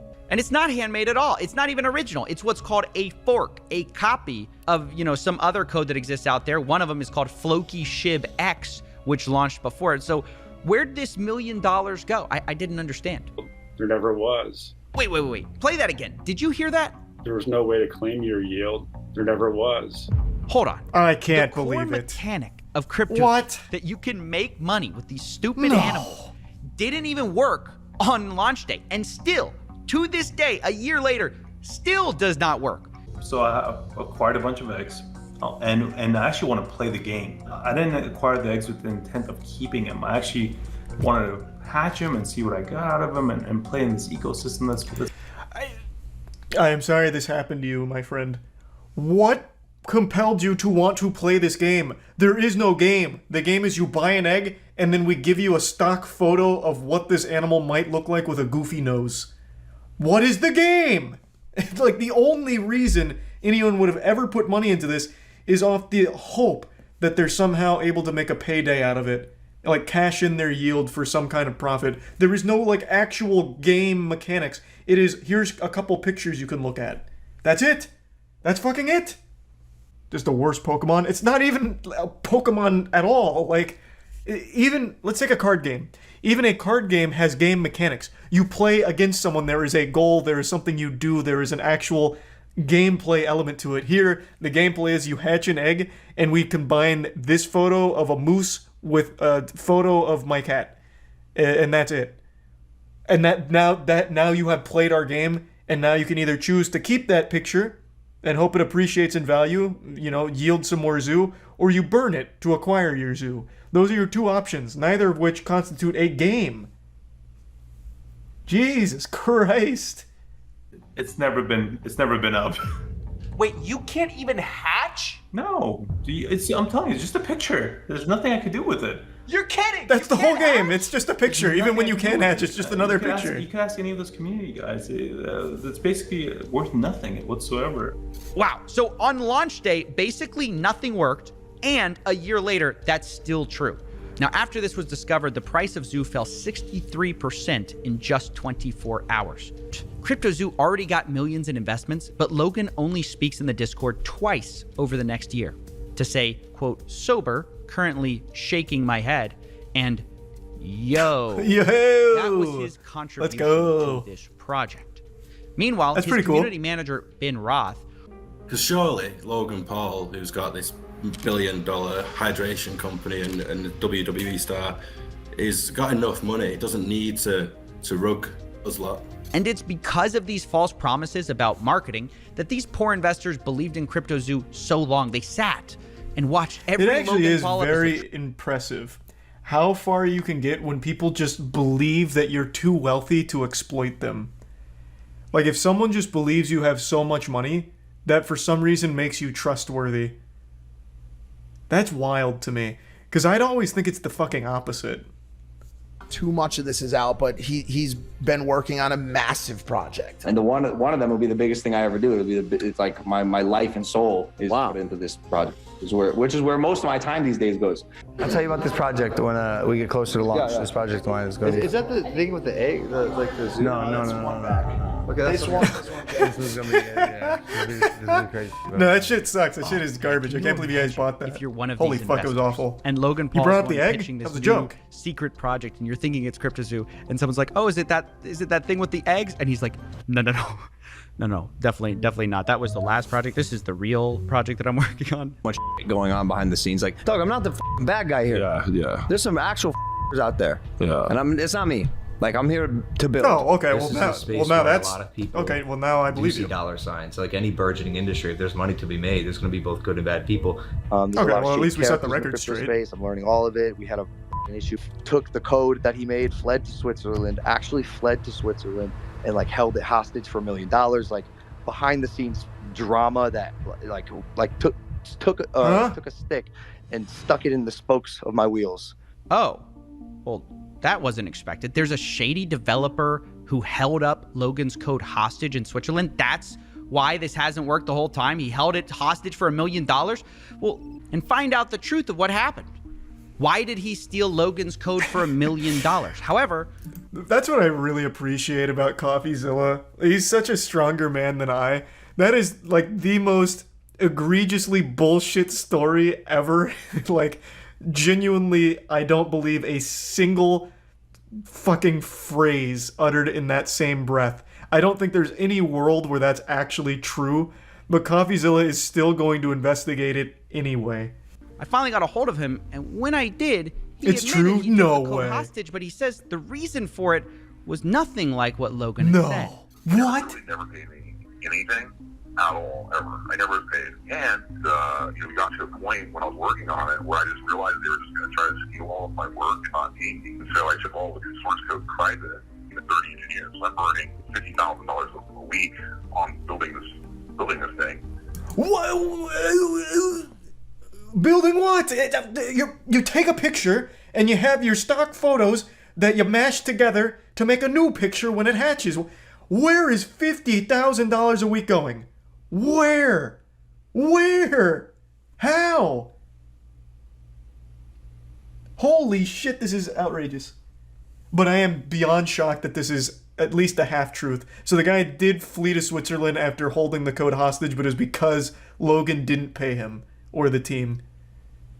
So he was telling a half-truth on the situation. I can't believe any part of it was true. That is already quite the twist for me. According to him, they negotiated a $1 million payday for this whole project. And from the second I heard that, I thought, oh, that's interesting, because Logan claims he spent $1 million on this whole thing. And this developer saying he's owed $1 million on this. We've been paid nothing. I would have loved to have Zoo, but I don't have any. So that's multiple sources working on the CryptoZoo team project who were not paid. Now, obviously, these are big accusations, which is why I wanted to confront Logan Paul on them. But unfortunately, we're not exactly on speaking terms. So I wonder, how could I speak to Logan without speaking to Logan? Logan Paul's manager, a guy named Jeff Levin. Oh, Jeff. He might be just what we need to settle this whole thing. So I gave him a call. Hello? Hey, Jeff. Hey, sorry to bother you. This is Steven with CoffeeZilla. I'm calling because I've heard reports that CryptoZoo hasn't paid their development team, and I'm just reaching out for comment before I do this story. I just want to follow up on that.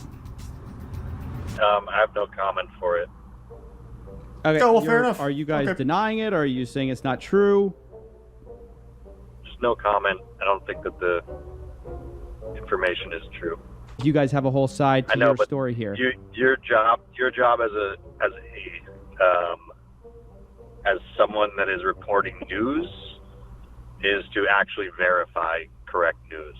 Well, that's why I'm calling you. I know, and that's legal grounds for that stuff. So I'm just telling you, legally, you have to report correct news with verifiable information. Right, that's why I'm calling you. As we've been advised always, is if anybody reports fake news, that's where we won't. Then set the record straight.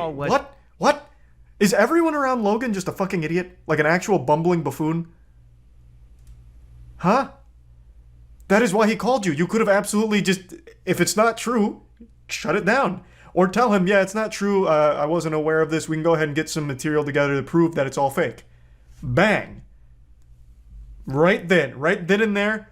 You don't have to immediately tell CoffeeZilla all the evidence or anything. Just say like, hey, it's not true. If you can give us some time, we can get together all the material and send it your way to prove that they're being dishonest about the information. Simple. Jesus Christ, Logan, hire me as your manager. Jesus. Could have saved you a massive fucking headache if this is all fake. How can you be so dumb?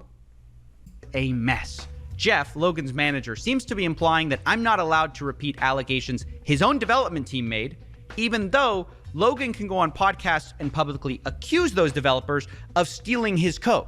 Not only that, he's the one who refuses to provide any evidence, but seems to sort of be implying that maybe we'll sue you if you tell this to anyone, which he then denies doing when I ask him if that's what he's doing. Told you I have no comment to it. Telling you once again, from a legal standpoint, you have to report truth. If you do not is this an verify NPC? truth, Why does he keep saying this? Then you're just allegations, and those then will be handled the way that we want to handle it. Okay. I understand you may have graduated Arizona State with the business degree, but holy shit, that is not being put to good use here, Jeff. You must have fallen ass backwards into this position. He is calling you so that way you can defend against the allegations. You don't have to do it right now on the phone call. Just say they're not true, and we will defend them. And here's our evidence. We can eventually get you our evidence. It is that simple. Like, it is that fucking simple. How dumb is this guy? Like, oh my god. He is calling you because he is trying to verify it as a trustworthy source. He wants the whole story. And how the fuck else is he supposed to verify it without talking to you?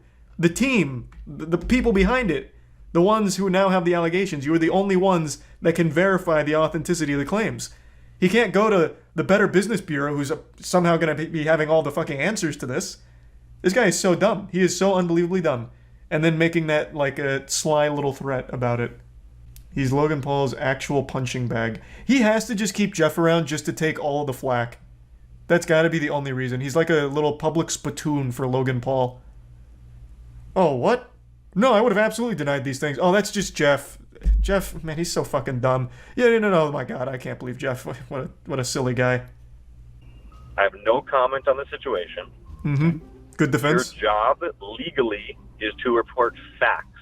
If you don't report facts on the information you're given, it is illegal. It's not. You can report allegations. That's the whole fucking point of an allegation. He's not saying it's the truth. He is saying they're allegations, and he wants to verify, are these allegations accurate, or are they inaccurate? You can absolutely talk about allegations.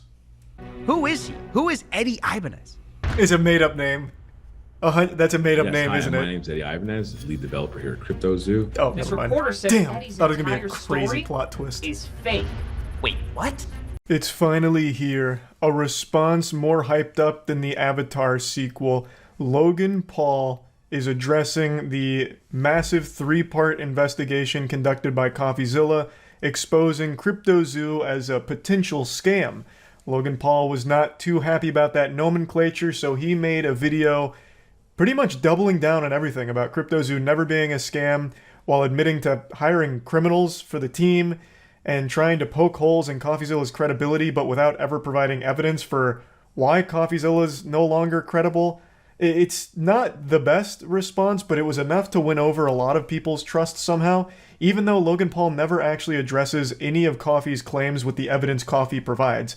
Instead, he fixates on a couple of small things, none of which actually contribute to disproving anything from CoffeeZilla's video series or his year-long investigation, and instead just kind of serves to assassinate CoffeeZilla's character, and then throws the condom on the floor and says he's taken CoffeeZilla to court. I'll see you in court, bub. He makes it clear that he will be pursuing legal action against Coffee for this investigation, so overall, very curious to see how this all plays out from here. I'm going to show you his response video as well as me going over it, because like I said, he never actually addresses any of the evidence-backed claims that CoffeeZilla provides from his investigation. He doesn't do anything to prove his innocence. All he does is talk about Crypto0's coming. I'll make sure of it. What's he gonna give us? Well, so far it looks like he's given us just barely enough nutrients to survive. Like, I'm still hungry. CoffeeZilla released a 3-part series on an investigation that spanned the course of a year. Logan Paul gave us a 7-minute appetizer that he's trying to serve us as the entree. Like, come on, there's no meat on these bones here. Let's ride. CoffeeZilla. I watched your 3-part series called Investigating Logan Paul's Biggest Scam, and like many on this platform, you have successfully used my name for views and money. While you're I immediately already hate that start. CoffeeZilla's entire brand is all about exposing scams in the space. You yourself commended him for his work ethic and his, like, actual great content. And you have immediately wiped your ass with that phony statement. What an awful start. We are 7 seconds into this and it's already a terrible start. You've already exposed yourself for one lie already. You called yourself a fan and how Steven always gets it right. Until now. And now all of a sudden it's all about views because of your name. Yucky. for views and money. While your work used to be impartial, your addiction to clicks has clouded your judgment and you've made very real errors with very real repercussions. Coffee, you took a shot at my reputation. So in this video today, I'm gonna be defending myself with facts, something that you have gotten in the habit of twisting as you continue to morph from an investigator to a gossip channel. You see? Interesting, because he gets like the whole story even from the people he's exposing. He directly talked to like Amio Talio for Paradox Metaverse and stuff. I am curious which ones he's referring to. That's a bold statement. Do you have anything to back that up, Logan? Is that in here somewhere? Spoiler alert, no. This is just a plot thread with no closure here. He says that he's been making very real errors as he's morphed into more of a gossip channel, yet provides nothing to substantiate that claim. No evidence. He just says, he's getting things wrong now. Source? I made it the fuck up. Trust me, bro. That's the source. Like, that is laughable. You can't state that, you can't make that claim and have nothing to back it up. Besides this situation, which you're claiming is wrong, what else? You're saying that now, as he's gotten more popular, he's no longer impartial, he's more of a gossip channel that's completely fine with getting facts wrong. Can you show me something that proves that statement from you? You didn't. Do you have anything, or are you just pulling it out of your asshole? You see, CoffeeZilla tried to work with law enforcement in the past, but his work was described as not anchored to truth and often speculative. He is a lopsided journalist with an agenda, and he's nothing more than the Keemstar of crypto and finance. But as opposed to just telling you, I'm going to show you some of the core discrepancies that I caught. Oh, that's such a big claim. Whoa, the legendary double fist into the butthole of wild claims with no evidence, huh, Logan? A bold maneuver. Now he says that he tried to work with law enforcement but was often deemed not anchored in truth, or the work was speculative. Do you have anything to back that up anywhere? You making that statement piqued my interest, and I feel like I did more investigative work on me just being curious than you did for your whole response video, because I reached out to CoffeeZilla and talked about some of the claims here. And CoffeeZilla was as confused as everyone else when you talked about this one, about wanting to work with law enforcement. According to CoffeeZilla, he's never wanted to work with law enforcement, never has tried to, and in fact the only time he's ever had any communication with law enforcement is when they approached him to hand over some of his evidence on a case. So I don't know where the fuck this is coming from. Code fled to Switzerland and held it hostage for $1 million. Well, his name is Zach Kelling. Surely, as the internet detective that you proclaim to be, you would know that he spent time in prison for multiple felonies, one for aggravated robbery, armed robbery at a liquor store, and the other for— Sounds like a good member of the Crypto Zoo obstructing team. the legal process. I can see why you kept him anonymous. Who will be calling Z here. I guess, among many things, had not only an agenda, but a fondness for orange jumpsuits. Why is he on your team? In fact, him omitting that detail makes you look a little more competent. Now that I know you hired a fucking criminal to work on the project, I have even less faith in you to make good choices. This doesn't discredit anything. At all, actually. This just makes you look worse. Or did you just hear what you wanted to hear and moved on? Because even if you're lying to yourself, Steven, you still have to believe it. And I know what you're thinking. What type of idiot would work with an unsavory individual? That is what I was thinking.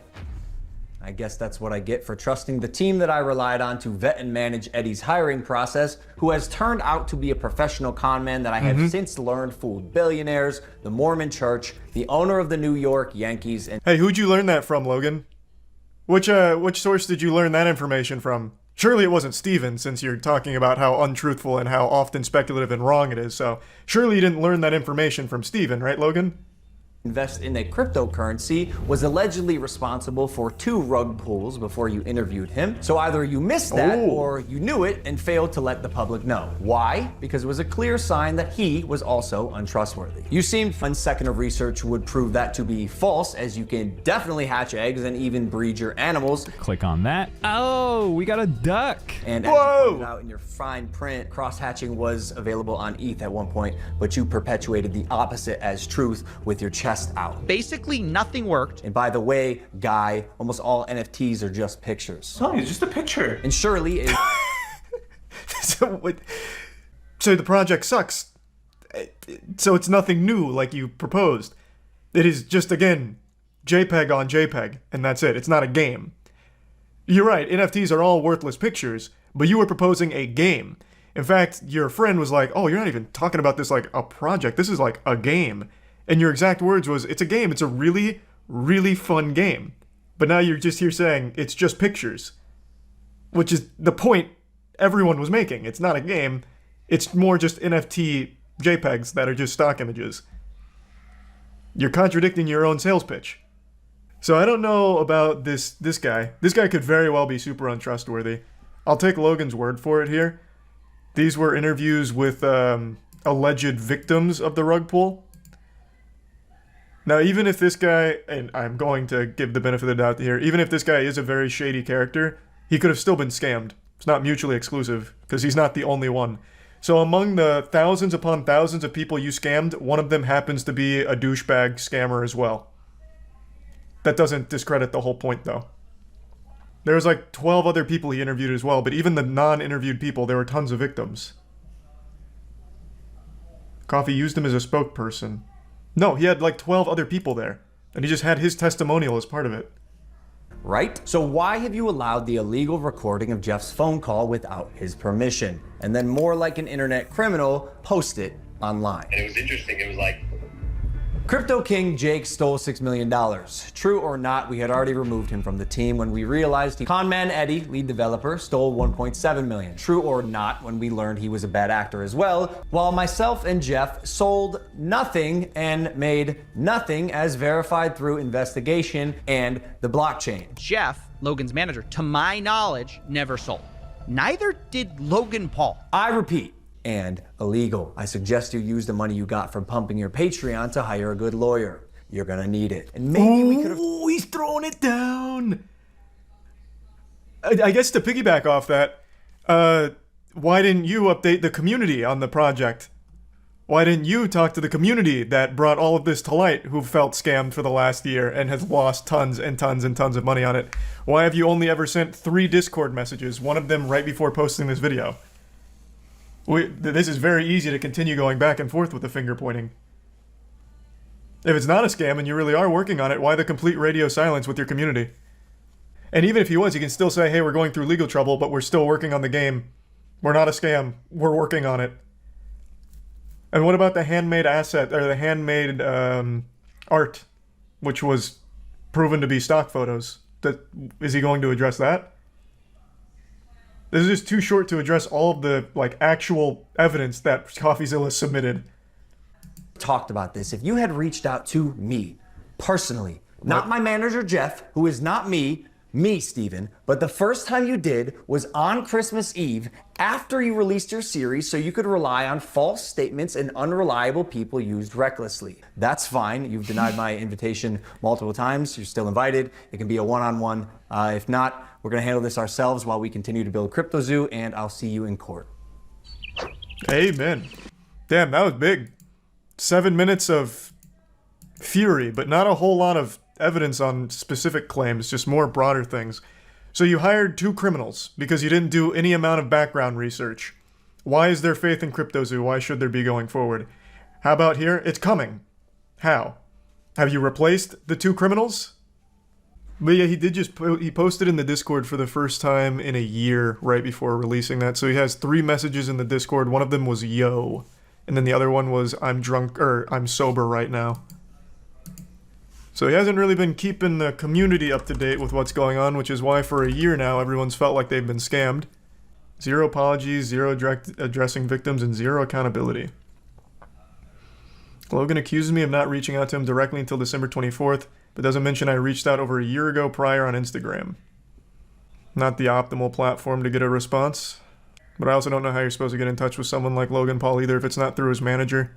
There's no direct means of communication that I know of. It was only after a year of not getting a response that he began calling his manager for answers about CryptoZoo and got comically stupid responses. So now you're admitting like you just didn't see it. Which, I mean, it's through Instagram. It's not optimal, but like, it's not hard to believe that he wouldn't know how to get in contact directly with you if it's not through your manager. That's the whole point of a manager. He could have used Twitter. He's blocked on Twitter. Logan blocked him. Plus, Logan Paul's DMs are closed. I can't DM Logan Paul. No, I don't expect you to see every DM, which is why I reached out to your manager and explicitly said I was trying to reach you because I hadn't gotten a response. I mean, them's the receipts. I mean, yeah, Jeff read it. So, oof.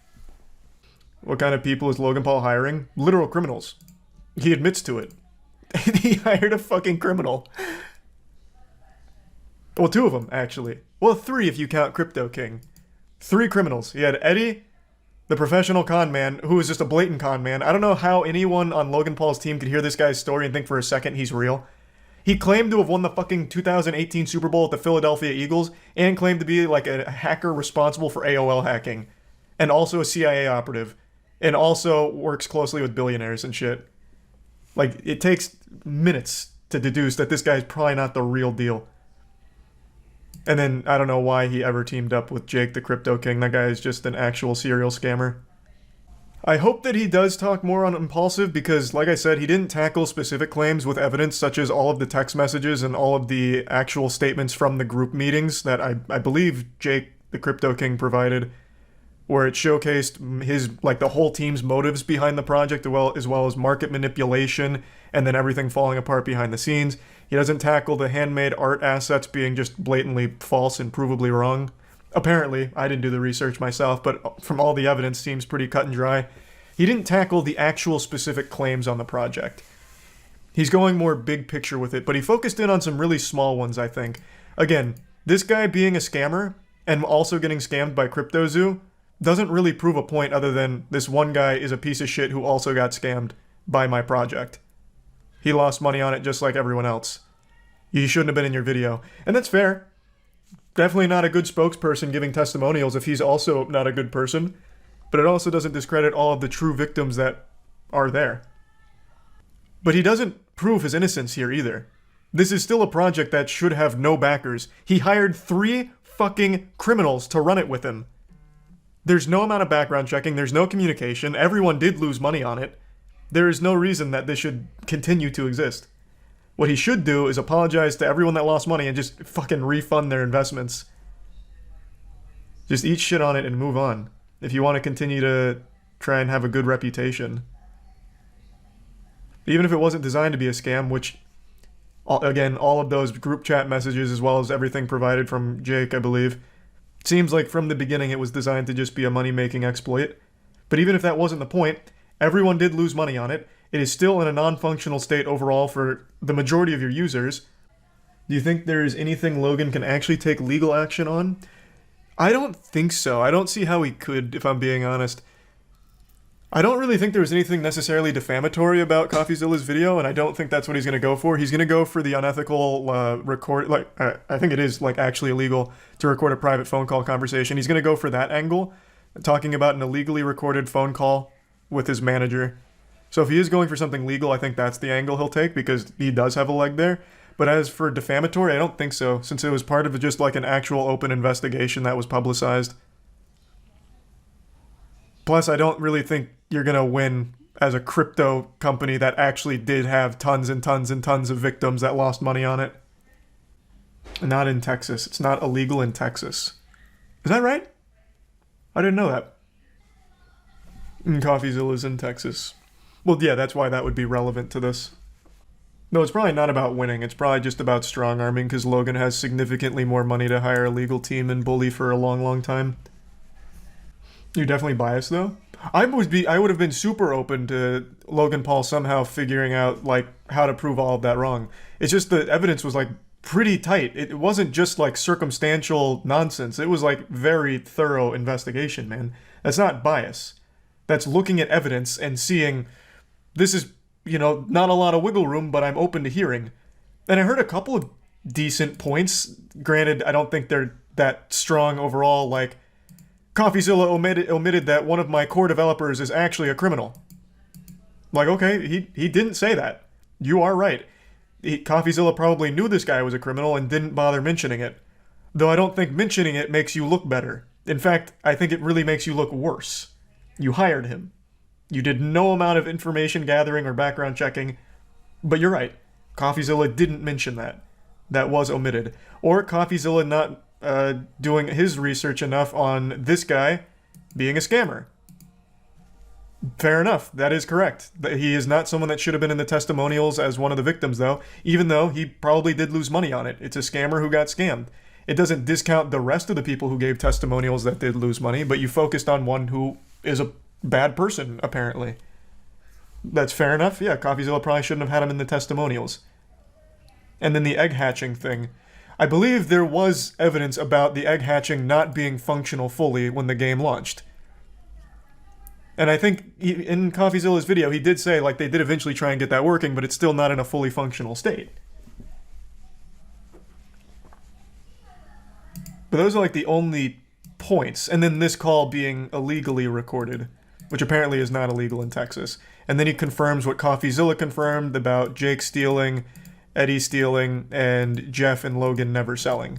He confirmed that. So CoffeeZilla was right. I think that was it, right? There wasn't anything else. Yeah.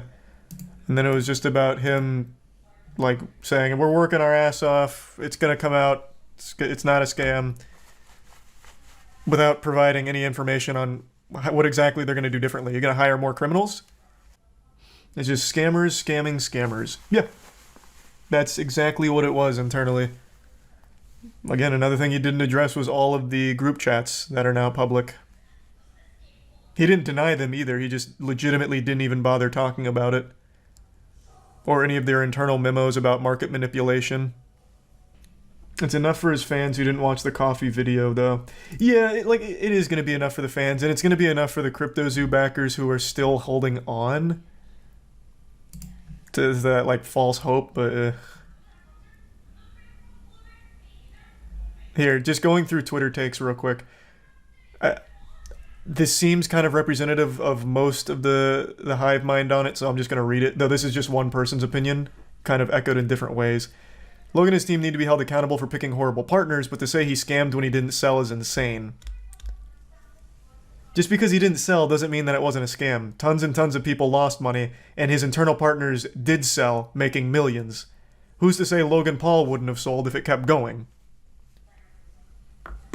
Plus, all of the group chat that is now public seems to have confirmed that this whole thing was just all about making as much money as possible and as quickly as possible on a bad idea.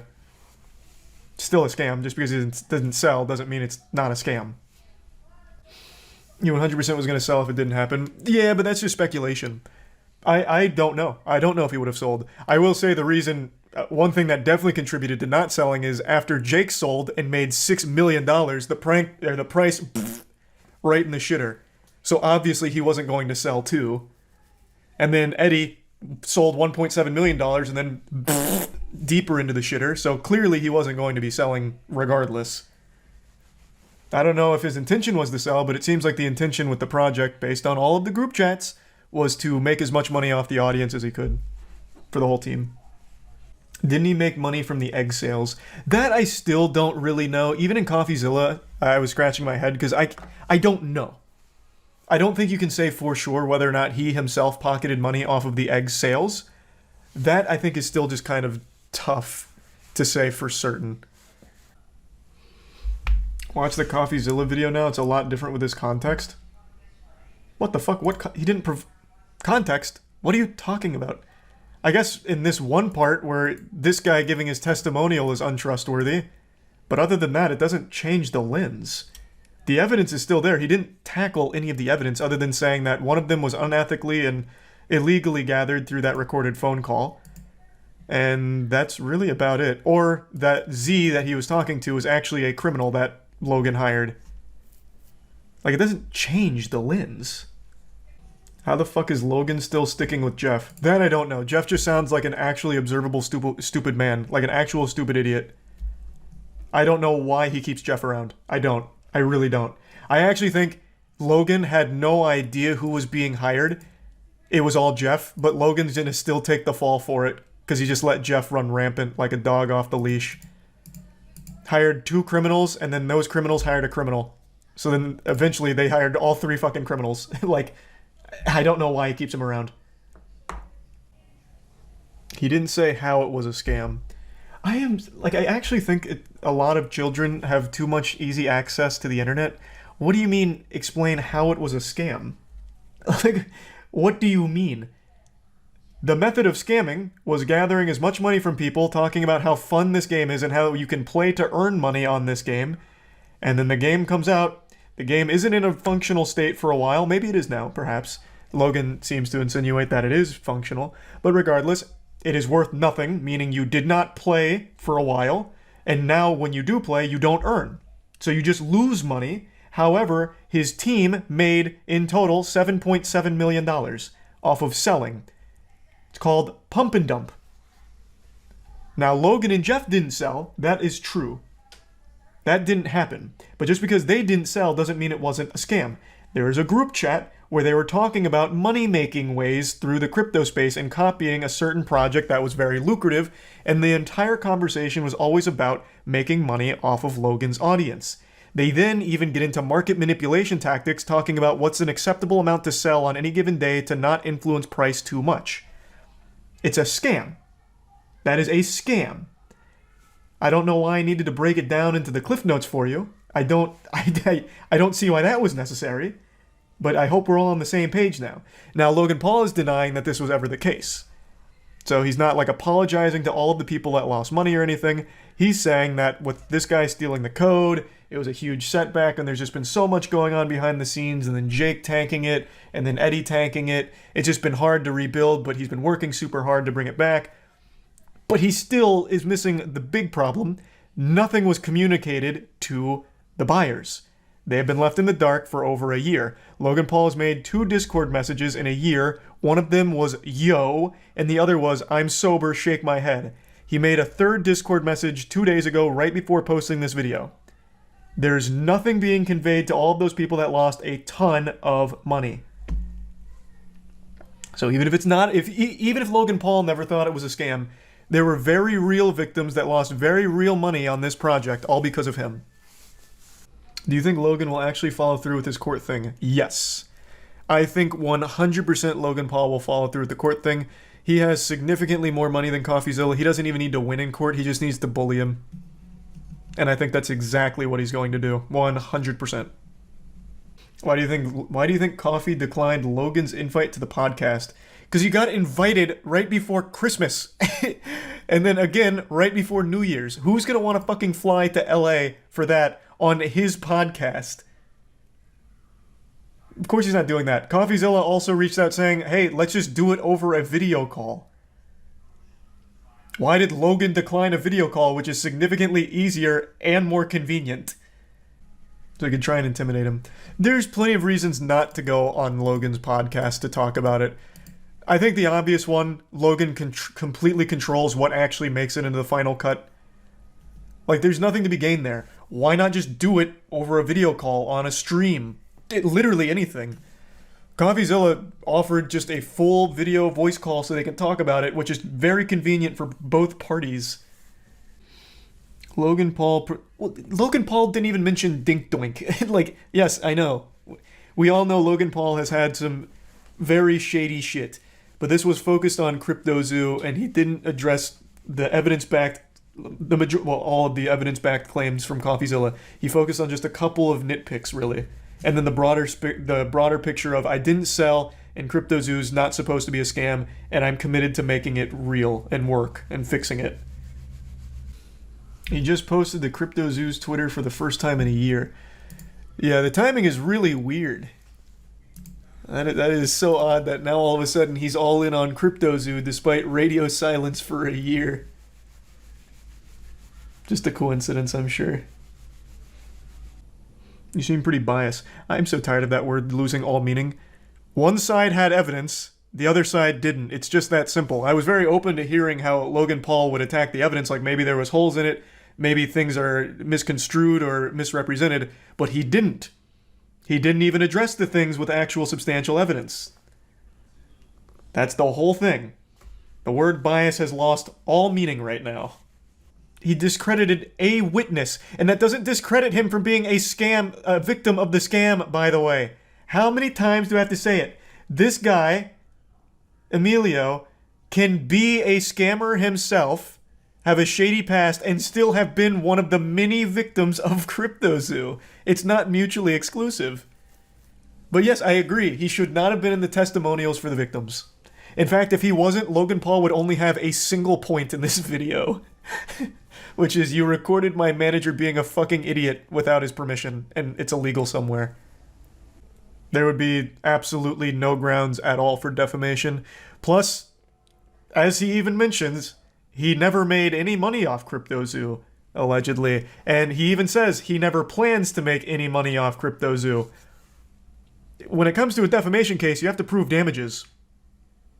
What was damaged? A reputational damage, I guess? Kind of a stretch, though, because the reputational damage is from the project failing, not so much CoffeeZilla's video. You would easily be able to argue that the actual reputational hit came from delivering or never delivering a product. I just feel like that's going to be tough. I like how he calls CoffeeZilla's videos an oversimplification when it's 3 parts of a year-long investigation and you release 7 minutes and don't debunk any of his claims. Yeah, he was the one that oversimplified the situation. Before being done with the topic, there's one more thing I'd like to say, and it's right If I here. can help understand. For years of personal reform, going through trials and tribulations, and busting my ass to evolve into a person that I can say I'm actually proud of, you led the charge to drive and monetize a narrative telling millions of people that I'm a fraud or I tried to scam my audience. So, even before CoffeeZilla made this video, every single one of the investors of CryptoZoo felt like they had been scammed by a fraud named Logan Paul. CoffeeZilla told their story. They are real victims, lost real money on your project, and CoffeeZilla told their story and tried to give an explanation for what happened. This was not CoffeeZilla that started this.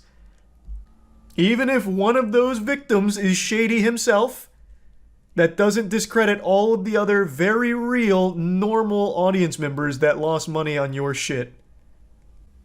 Jake did nothing wrong, he was screwed over. There is no such thing as a Crypto King meat writer. There's no way I just read that. That has got to be a bot, no shot. That man is a serial scammer. Do I feel bad for Logan Paul and his team getting used by Jake? No. It's scammers scamming scammers. But Jake, the Crypto King, is legitimately one of the slimiest men the internet's ever had. He bounces from Pokemon scams right into NFT scams, CryptoZoo, like, the guy sucks. But at least in this case, he scammed scammers for the most part, but that also did have the impact on normal, real people who also lost money. So fuck him. He's not some Robin Hood who stole from the rich and gave to the poor. He stole from the rich and the poor and kept it for himself.